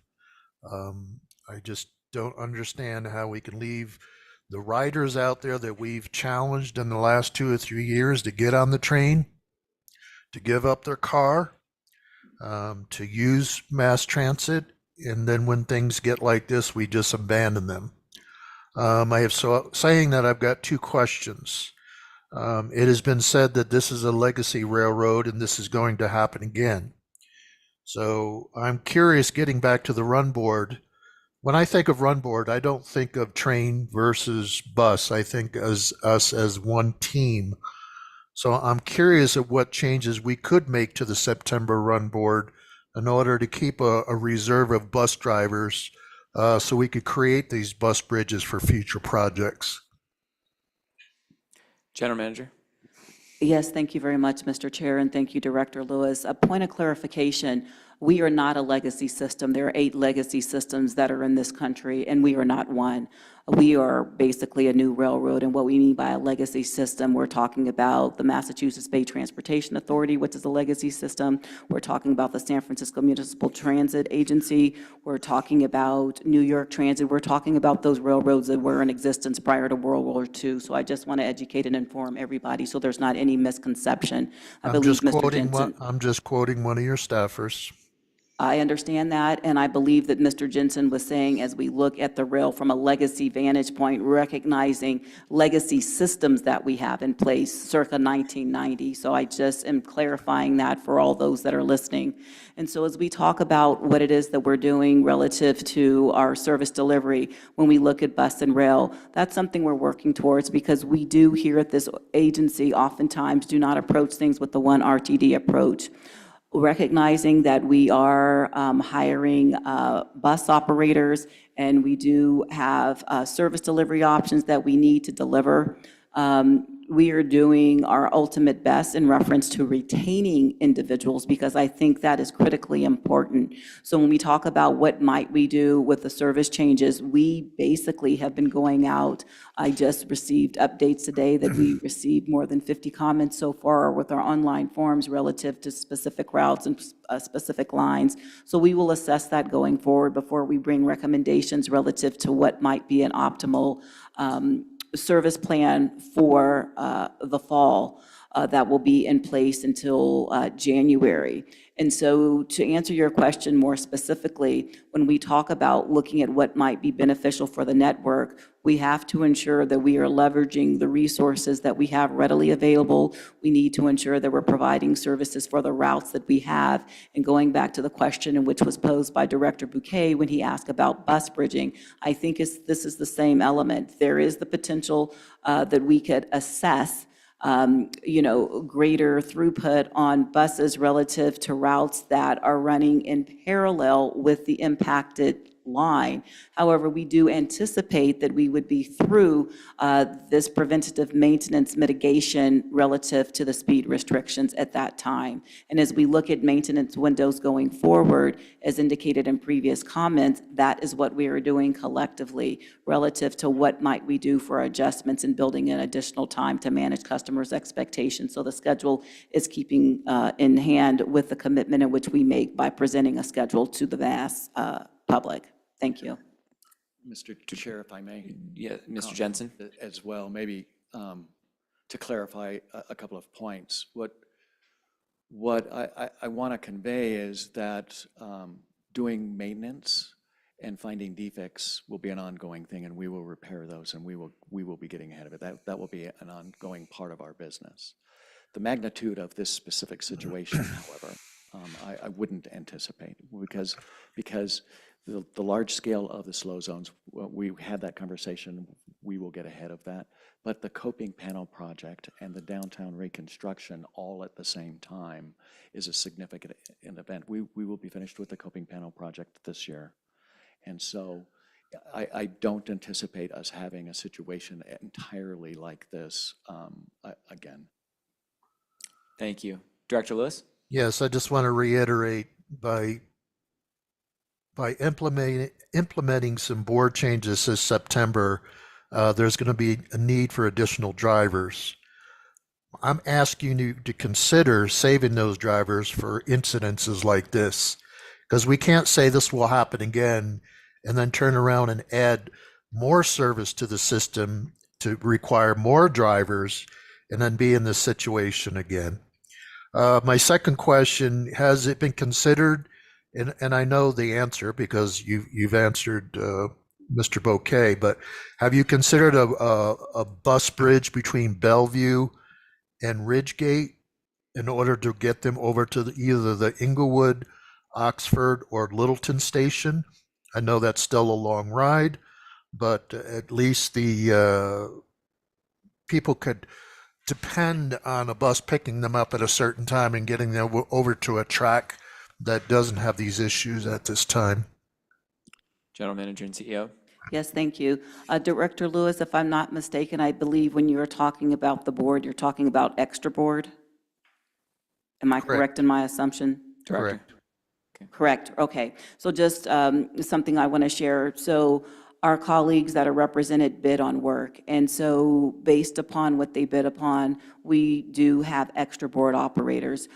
In this instance, we don't have the optimal extra board operators that we would like. As relates to the consideration of a bus bridge, it gets back to the point, as you indicated, relative to the question posed by Treasurer Bouquet, that in this instance, that may not be optimal as we look at where we are with the availability of operators and what work that they have bid upon. Thank you. Thank you. And Director. one last question, I appreciate it. Have you had any contact with the ATU? General Manager, CEO. Yes, we have had contact with the Amalgamated Transit Union Local 1001 that represents RTD employees.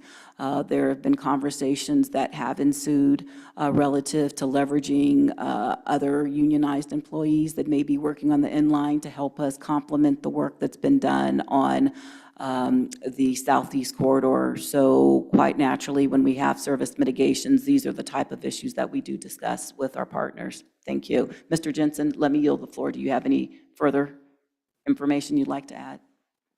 The only thing I would add is that it's been collaborative in nature, and there's been the union has not been resistant in any way, but have made suggestions to try and help and improve the situation. Thank you. Director Lewis? That's all. Thank you. Thank you, Director. Director Rucha?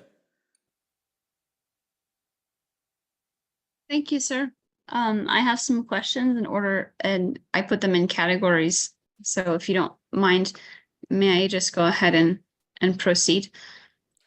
Yes, please go ahead. I'll call on the staff that unmutes here in the room. Go ahead, Director. Thank you, sir. Okay, so the first is kind of a comment. So I'm pleased to see that we have more information on our public-facing website. I know you're getting a lot of inquiries, and this is a major improvement from where we were just a couple of weeks ago. but I do think we need to be careful about our language. And at least as it relates to what we've heard tonight and the APTA standards I'm looking at right now on my computer, what we're talking about in the Southeast Corridor is wheel burn, and which is generally caused by wheel slippage. So please interrupt me if I'm wrong, but if not, I'm going to continue. And I don't see any hands waving at me. So recognizing that per publicly available PUC records, and those are quarterly reports that were released about the same time that all of this came down, there was a derailment in January in the same area we're talking about now that was caused by a wheel breaking off. So I think is a logical question for folks to ask if the two, first, could the two be related? And then second, the report that is on the PUC website says there was damage to that light rail vehicle. Did we also notice damage to the track? Director Ruscia, I Yes, sir. apologize for interrupting. I'd like to call on our General Counsel Snyder at this time, who's unmuted and raised her hand. Thank you, Mr. Chair. This is Melanie Snyder, General Counsel.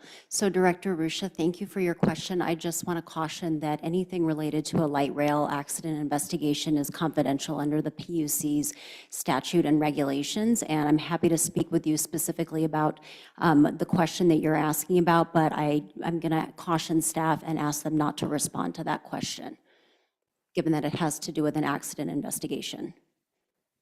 Director Ruscia? Thank you, sir. I would just point out for the record, I referenced and paraphrased things that are publicly available, so they're not confidential at this juncture. And I was asking an engineering question, but if council does not want staff to answer the question, we can just carry on. That's okay. I'll respect that. And actually, I think I was interrupted in the middle of my second question.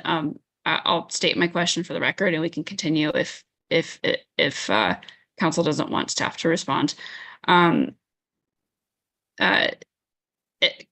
Because the question was there damage to the track? For example, did we notice any flattening or wheel burn post accident? But I will, I'll go ahead. So when and just moving on to kind of how we got here and how we adopted these standards. I'd like to get some clarification on when those standards were adopted, because, and this was, noted to the press almost immediately when these slowdown zones occurred, and we've talked about it just now. This is also related to the 19th and Stout caps, which again, this is publicly available information. So in the October 2023 report to the PUC, we stated that as of May 2023, which was a little over a year ago, that we adopted those standards and called them an industry standard. But the word that we used specifically, or the phrase, was RTD adopts. And adopts is the present tense, which may be why I'm a bit confused. But could staff explain, how did we adopt a standard in May of 2023? October of 2023 and May of 2024. Mr. Jensen? If I'm following the question properly, we may have made a decision to adopt, and I would have to check the record just to make sure I'm accurate, in October, the APTA standard. But then again, that was that whole process of writing the inspection methodology. Again, the corrective action plan requires us to be completed with this by June 30th. And so the intent was always to have the APTA standard, but the implementation, and again, maybe it's a matter of semantics, which we can work on being clear about, but the adoption of the APTA standards is what we implemented in May. Director Ruscia? Thank you, sir. Do you mind if I just dialogue for speed? Director, I'll just continue to call on people because there are some staff members that are changing order. So if it's okay, I'll just continue to call on those in the room, Director. Absolutely. I respect that. So I heard Mr. Jensen, that the corrective action plan required that to be completed by June 30th of this year. So I did see that, and I heard that. What I think my confusion is that in the, again, publicly available reports, that have also been linked in the press, that we said that that adoption was completed in May of 2023. And I'm not a rail expert, but if I just kind of look at the standard, which is readily available online on APTA's website, there's language referencing not just what to do, like what corrective action needs to be done when something is seen or known, but also that includes like the frequency at which we would be inspecting track. So that is, I'll stop there. But again, I just go back to my original question. We said that this cap was completed 1 year ago, and it said RTD adopts. So maybe there's a verb tense question, but RTD adopts the standard we've been referencing. And I understand, maybe we need to figure out an implementation schedule or do some training, but if we know that that is probably going to require additional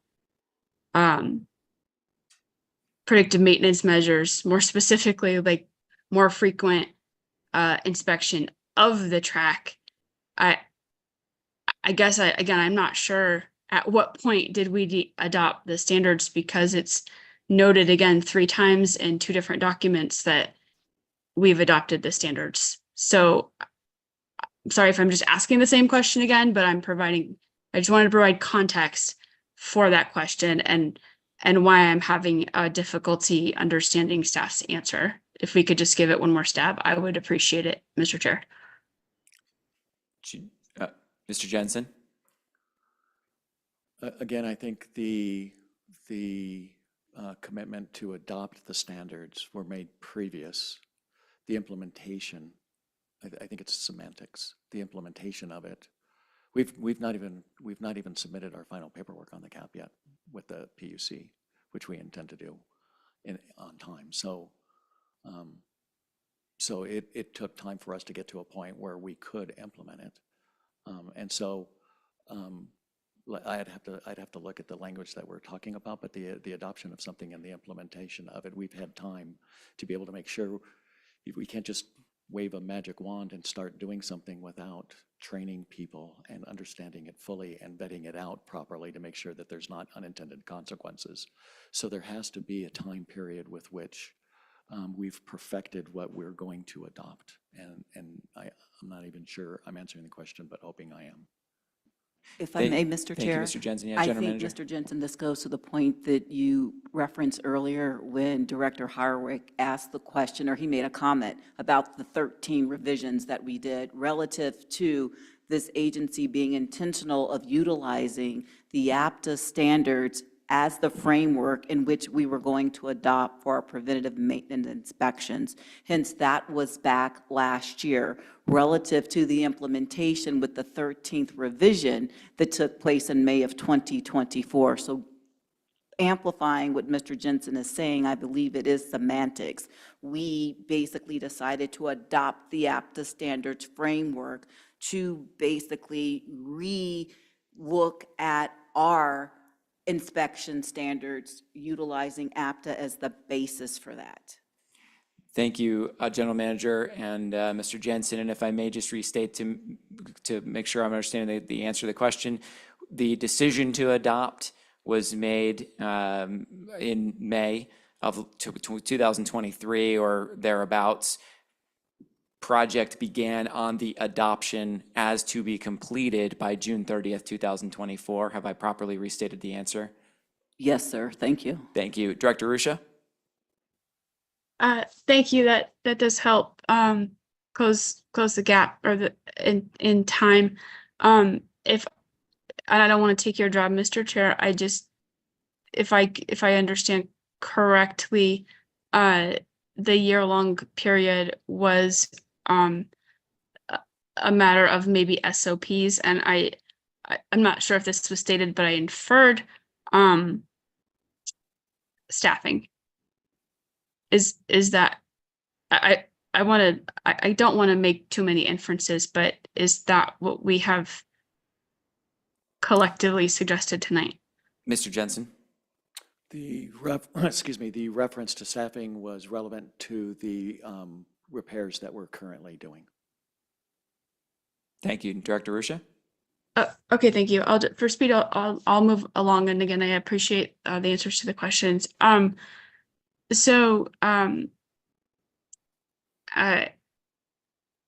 a systemic, from looking at a system-wide and safety question, because we have received questions, is the rail safe? If we adopted these new procedures, these new track maintenance procedures in the beginning of May, can we say that confidently for the rest of the system, which has yet to be subject to these new inspection standards because it hasn't all been inspected yet, can we also say with that same degree of confidence that the track is safe? And I do believe staff when they say that the southeast track is as safe as it can be with the mitigating measures that we've implemented. Mr. Jensen? I can say with a high level of confidence that the track is safe. Thank you. Director Ruscia? Thank you for that. And then again, just from that system-wide perspective, and because our TAM has been referenced here and by the PUC and what's available publicly, going back to the 19th and Stout inspection, and this is not meant to be an interrogation. These conversations are about process improvement. That's what any cap is. So that 19th and Stout inspection that was conducted that resulted in condemning of the rail, was that on schedule? Was that on a regular, how should I say this? Was that inspection done on time with the schedule we had in 2022? Mr. Jensen? The inspections in the downtown area, because of known condition, were extended beyond what normal inspections would be, plus paved track. So what was happening in the downtown area, there were extensive measurements several times a week to measure track movement and the gauge, which is the distance between the rails, and to determine whether or not there was any movement. And so there was already a plan in place to replace the track at 19th, but mitigating circumstances caused us to make sure we were watching it closely to ensure that it was safe. And then an inspection took place on time and schedule that showed a slight variance in the measurement, which caused us to slow the trains down in that location and accelerate our replacement plan. If I may, Mr. Chair, I also want to note that at 19th and Stout, that was identified by RTD and reported to the PUC due to the fact that we had people out, i.e. maintenance of way crews, looking at the railroad. But to the point that Mr. Jensen just emphasized, it's paved rail, hence we identified that through our preventative maintenance program. Thank you. Thank you. Director Ruscia, further questions? Yes, sir. And thank you for those comments. So just to wrap up the 19th and Stout question, in context here, I recognize we reported the condemned rail, as we are required to under law, and I'm glad that we did. What I don't understand, and not being an engineer and not having insight into our day-to-day operations because we were doing so much work and increased inspections are in that area prior to November of 2022 or October 2022. What was it about 19th and Stout that made it so special? Because other areas on the loop also experienced heavy traffic, magnesium chloride, etc., but we never reported conditions so dire that eclipse were missing. And so I guess I just want to understand, was there something very unique about that intersection or that curve? And I guess related to that, was the scheduled, did the board authorize funds for these replacement for 19th and Stout that did not get done on a previous schedule, or were we within our authorization / appropriations cycle when that was discovered? So, Mr. Jensen? As far as the uniqueness of 19th and Stout, the entire Central Corridor was being watched diligently. And so it wasn't just one specific location, it was all of it that was being watched diligently. And it was the change in the measurement that caused us to accelerate the replacement project. As far as the funding, I don't have an answer for that.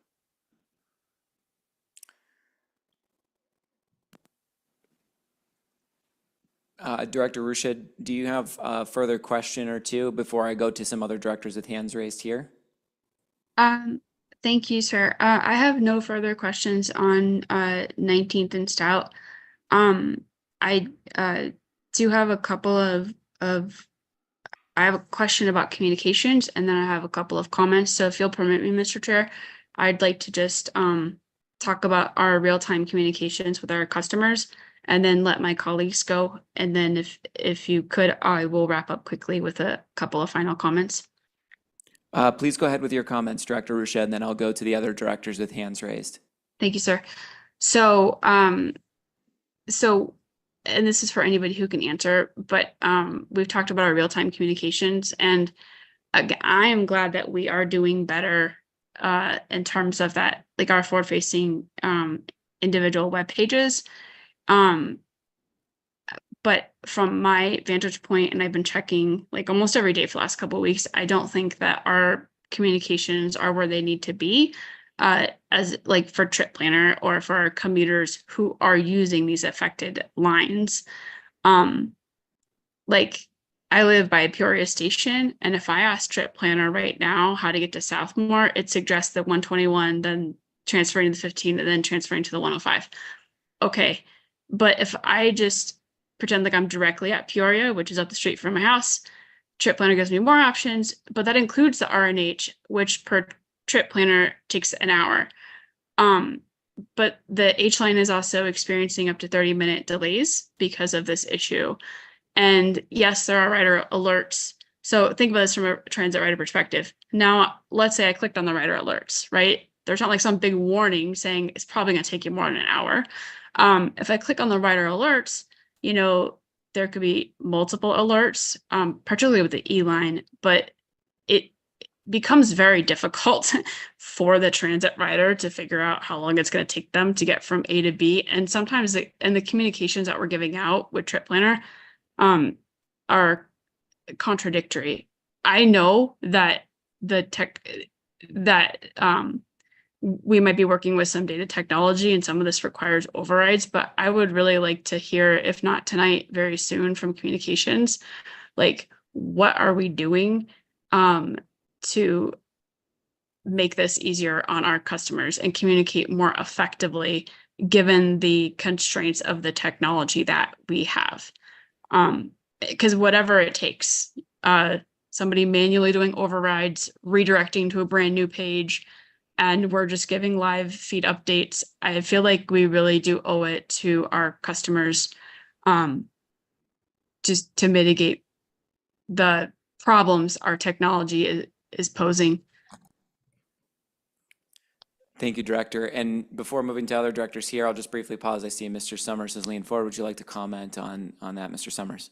Yeah, I'd be happy to address that inquiry. So one thing that I think is important to note is the way that our system is built, the code that's used to feed NextRide app and the signage at our stations. It is old code, and the base code of this system, we've recently discovered when a train is so late beyond what would be reasonably expected, it tries to default to schedule, and when the schedule and this late train then compete for the same window, it just drops this trip entirely. This was something that we discovered about 10 days ago. The IT team has been working on it. We put in what they're calling a patch last Thursday, June 20th. They've been testing it. It's been working as well as it can at this point. And that's not to say that it's perfect, but they're working through the coding of this to make sure that we can get that real-time feed. Prior to this meeting at 4:15, I checked, we were showing real-time trips on the E and H lines. And so I'm getting daily updates from my staff about these improvements that they're trying to make. One thing that we've also been doing is we have placed what we call our digital customer relations liaison. Those are our individuals that send out service alerts and respond to social media. We've moved them from one of our office facilities to actually be stationed in our light rail control. That way they can be in real time engaging with our light rail control operators, understanding what impacts are happening to customers so they can send out service alerts in real time and address inquiries that come in via social media. So that's one thing that we've recently adopted, and we've seen some success there. And then lastly, we're going through a service alert assessment right now. We recognize there are gaps in it. We recognize that there are barriers to communicating effectively. We hear about that often, and so we're going through an assessment to understand our technology, its limitations, and what we may need to adopt in the future so we don't face these again. Thank you, Mr. Summers.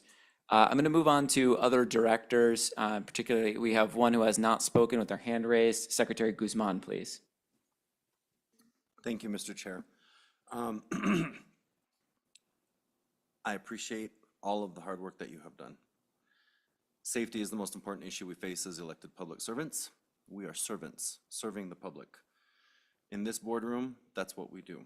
In our agency, that's what we do, and we do it hand in hand, standing shoulder to shoulder. It's not been a fun couple of weeks for anybody, but that's okay, because the top priority has to be serving the public and serving the public safely. So I'll take the F, but I know it's not an F. I know that we are doing exceptional work, and I am reminded in this moment that it's better to be silent and thoughtful than to speak and prove it. So I want to say thank you for being quiet while we figured out what needed to be said. We unfortunately live in an American culture right now, today, where people think it's like Burger King and you can have it your way when you want it, how you want it. This ain't that, to be clear. So I appreciate a moment of pause, stepping back, figuring out what's going on, and then honestly representing what we know and what we are willing to commit to the public without overcommitting so we don't underdeliver later. That is not to say we don't need to keep our commitment to public transportation, but I am very happy to hear that we are running safely on our rails and that is not a concern, period. Said and done. It's been said several times. I want to reiterate that that was said. Patience is a virtue that we've lost. That's okay. But if Director Bouquet is correct in his assessment that we need to start with why, that's why we stop until we figure out what needs to be said and how we answer that why. Speaking truth is often inconvenient. So to our dear customers, we understand the frustrations you face because we face them as well. But I would suggest, you have heard in multiple ways, that we are here to help you find a way to get to your destination. Call our customer service line 303-299-6000, and we have help in multiple languages, or use our RTD Ride app. We will help you find a way to get there. There are buses that are running parallel to these corridors. We use them all the time. They are still running. The trains are still running. It's great opportunity to use 30 or 40 minutes to read through that book you've been meaning to get through, or listen to that podcast that you want to get through while you are delayed in getting to your destination, and get there safely. But you're going to get there a little bit slower if you are taking any of these lines. The work must be done. It is not optional. And the money was not put forward to do this so that we can make it optional now because a few people think that they can put on their tennis shoes and run faster than a train, which I could do too. But I still want to get on and ride public transportation. And with this heat, I'd rather be on the train in the air conditioning than running outside. Finally, something that I heard that I would like to bring back up actually caught my attention. Ms. Johnson, Mr. Jensen did speak about needing a larger work window overnight, and so I would like to know how this board can partner with you and the agency to figure out how we do an impossible task of a both and. How do we provide a larger window for maintenance of way repair work and provide service? Because that's been the struggle, right? And so I don't expect an answer now, but I would like to see how we can partner going forward when we're looking at service change and planning, so that we can provide the maintenance of way workers what they need in terms of time and availability, but also we don't disappoint our customers in extending that window of work time because of our system and the way that it's set up and our limitations, and they're real. And if we can't figure out a great both and, then how do we understand what we need to communicate to our consumers, to our customers, and to our taxpayers, what they need to understand before we make such a change, so that it is not seen as just us being inconvenient to them, but actually being able to provide this work. Because clearly what we have instituted in terms of safety and inspection is going to prove in the future that we have some work to do, and that's okay. I'd rather know that we have work to do because we're doing this. What I would like to have from a community engagement perspective and a communications perspective as a director is, what do I take back to my community to help explain what's going on so that it is palatable and understandable, and then be able to engage in that type of forthright, honest conversation with them to say, although this is a pinch point and this may be of concern now, the faster we get this rolling, the easier it will be for everybody.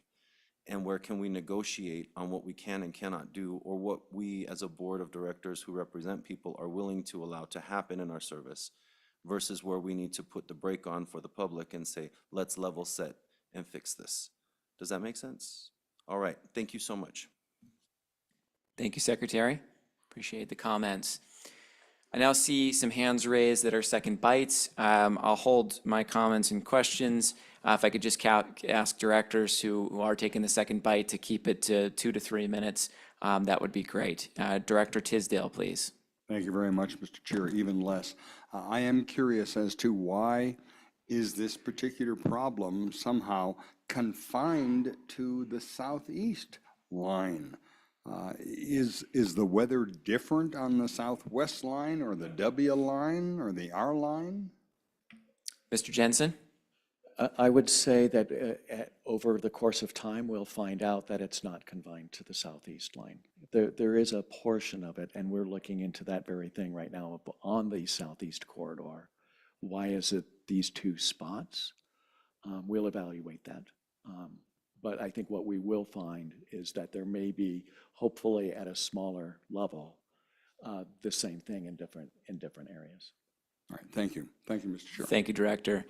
And is that with respect, Mr. Jensen, to you alluded to earlier needing to do the 225 corridor, southwest corridor? Is that what you're referencing now? Yes, sir. Thank you, Mr. Jensen. Next second bite I see is Director Ruscia. Thank you, sir. If there are others who have their hands raised, I can go last since I just went. You can go ahead, Director Ruscia. Thanks, sir. So I appreciate Director Tisdale's question. I think it was the other half of the question I previously asked about safety, but it is a good segue into my comment / request. And if someone can address this, it's fine. If not, I'll just state it for the record. We reduced the service span for the current schedule, and that went to effect in May, when we knew we would have these enhanced inspection standards that would require more of our time, and that unfortunately wasn't enough. We've also been honest that this does not end by September, whether it's the Southeast Corridor or the other aspects of our light rail system.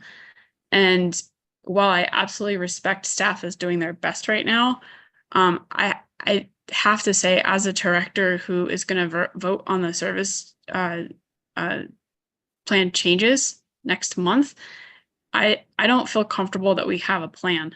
And I don't know if it's fair to ask us to vote on those changes with what's been presented and what we're putting out to the community right now for feedback, if there is a chance, and it looks like a greater than 50% chance, that we will have speed restrictions in other parts of the system based on what we find. And so I have to put out there and just ask staff and just kind of echo, like, to do everything you possibly can. And I hate to say, even consider a charter service if we can't mitigate this with our own staff. But right now it does feel like that we're flying blind or driving blind. And it makes me nervous as a person who does have to respond to constituents. And then finally, I do want to address something else that hasn't been brought up tonight, but I've talked to privately with staff. It was noted in the news that we issued essentially a media gag order on our frontline employees, and that media gag order is unlawful. It's unlawful under Colorado statute. And I'm on the record formally asking that order is either completely rescinded or significantly amended, so that such SOP is legal. We cannot tell our frontline operators or staff that they are not allowed to speak in public about matters related to health and safety. That's very clear in Colorado law and others as well. It would be different if we told Mr. Summers, this is what you say to the press. That is Mr. Summers' job. And so just in the sake of, number one, what is right? Two, fostering a safety culture with our frontline employees who are most at risk, generally, if a safety incident were to occur. And also because this is a liability issue. We don't have to talk about it tonight, but I am formally asking management and our GM CEO to rescind or significantly amend that order, as well as be very clear with our employees, whether you are represented or not, what your rights are under the law when reporting or even talking about public health and safety issues, as this is a matter of public interest. I am not in any way suggesting that people should violate executive privilege or very specific laws as it relates to open investigations. I'm talking about things that are permitted to be discussed in the public forum. So those are my final comments. And again, I also want to say thank you to staff for working very hard on this and for working to be more available to constituents and the press and transit organizations and asking questions. I really appreciate it. And I'm personally pleased to see that we are putting out more information on our website. I didn't expect everything to be fixed by tonight, but overall, I feel like this is a significant improvement, and I do want to end with that. So thank you very much. Thank you, Director Ruscia. And I do see that General Manager and CEO is prepared to comment. So please, Ms. Johnson. Yes, thank you so much, Mr. Chair, and thank you, Director Ruscia, for your comments and for acknowledging staff's efforts. I believe it's very important that I clarify in this public setting that at no time did I or a member of my team issue a media gag order. For everyone's edification, we were notified by an employee working in their frontline position as a bus operator that they were approached by media. This is prior, let me emphasize, this is prior to the preventative maintenance speed restrictions that were in place. An employee was approached by a member of the media and was asked whether or not they had seen assaults happening on transit vehicles. This employee reached out to the media relations office, I believe, and basically said, I don't feel comfortable talking to the media. What am I to do? So upon conferring with staff, i.e., the modal leaders as well as Stuart Summers, I recognize that everybody has their First Amendment rights. We have media guidelines, and we said if at any time you get a media inquiry, you direct that. That was then provided in our weekly newsletter and Inside Connections, and our modal leaders put out what we call bulletins to represented employees, reminding them of the media policy. And further, it stated that we recognize their First Amendment rights. So I just want to ensure that everybody is cognizant of the fact that there was no media gag order provided in relation to what was listed in the media. And if I'm not mistaken, I believe Mr. Summers had corrected that with the media and apprised them, and he is nodding affirmatively. So for the record, there has been no such media gag order. And quite naturally, with anything of that level, quite naturally, I conferred with our general counsel as well, knowing what our First Amendment rights are. So thank you very much, Mr. Chairman, for allowing me to address this in this forum. Thank you. Thank you, General Manager and CEO, for commenting. Director Ruscia, I see your hand is up. Would you like to briefly respond to that? Thank you, sir. I will briefly, just briefly, just so that we're all aware, there was a specific memo which is online and was reported by CPR and is posted on their website. And that memo does say, quote, "You are reminded that all inquiries from media personnel for interviews or information should be politely declined," unquote. And so potato, potato, the agency might not think that is a media gag order. I think the general public and individuals I've spoken to who are subject matter experts in labor relations and workers' safety law would disagree. So again, I am formally asking that we send out a new memo and that we could, and then the agency also copy the board, just so we're all on the same page. Thank you. And that's my final comment. Thank you, Director Ruscia. Not seeing other hands, I'll wrap us up. The vast majority of my questions have been answered this evening. I'd like to thank Mr. Summers for your comments on Next Ride. That's certainly one of the areas we've had a lot of questions and comments from the public around determining their ride. That's helpful to understand. I'd like to just lay out an analogy and see if I'm characterizing this correctly, Mr. Jensen. So forgive me for this being a little bit simple here. But for those that may own an automobile, you can really approach your maintenance on that automobile and choose to be very ignorant and happy, drive it, never bring it in for any kind of maintenance at all.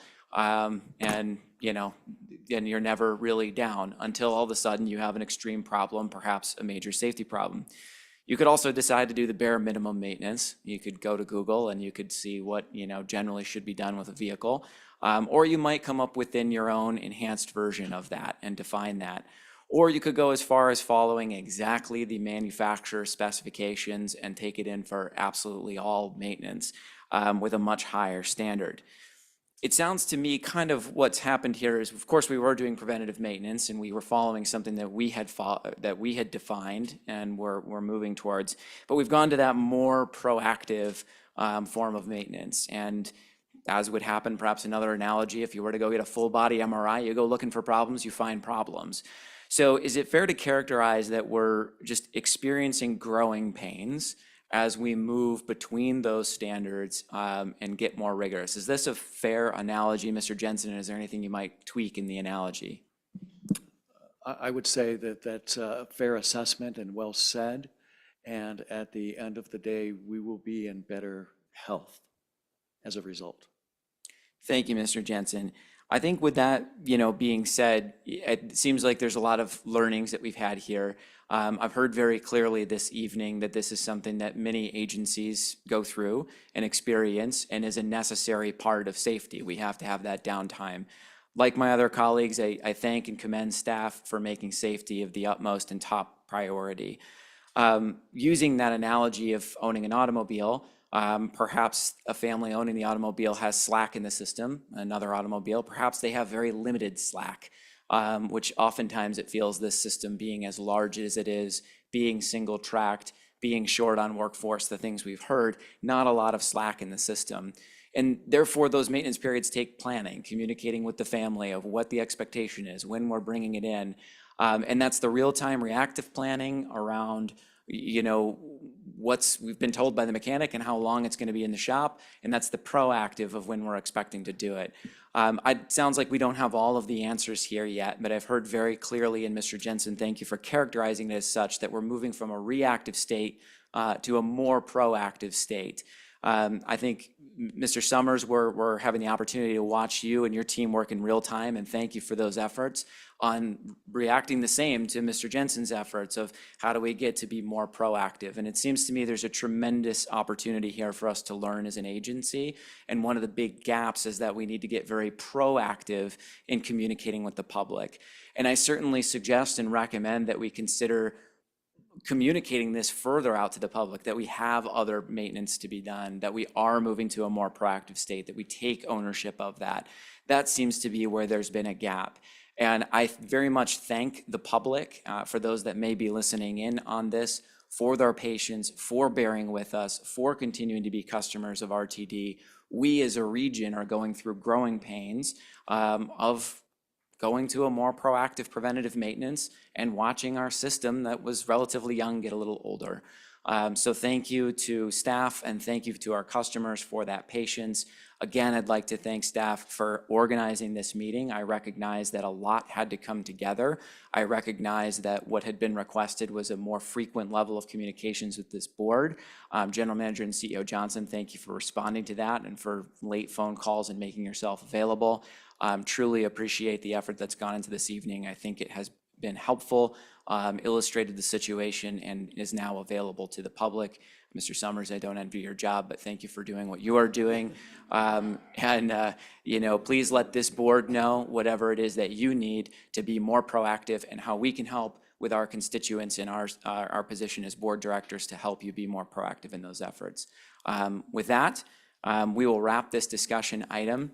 And at this time, I would like to just remind everybody that tomorrow we have a special board meeting, another special board meeting that's beginning at 3 p.m. Mountain Daylight Time, which is to vote on the Erie annexation election and to have an executive session regarding the Office of the State Auditor's revised findings.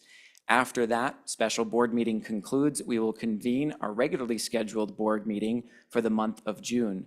The aim will be to start our regular board meeting no earlier than and as close to 5:30 p.m. Daylight Time as possible. There is no other discussion on the agenda this evening. Therefore, I will entertain a motion to adjourn. Second. Plenty. The meeting is adjourned as of 6:55 p.m. Mountain Daylight Time. Thank you very much, everybody.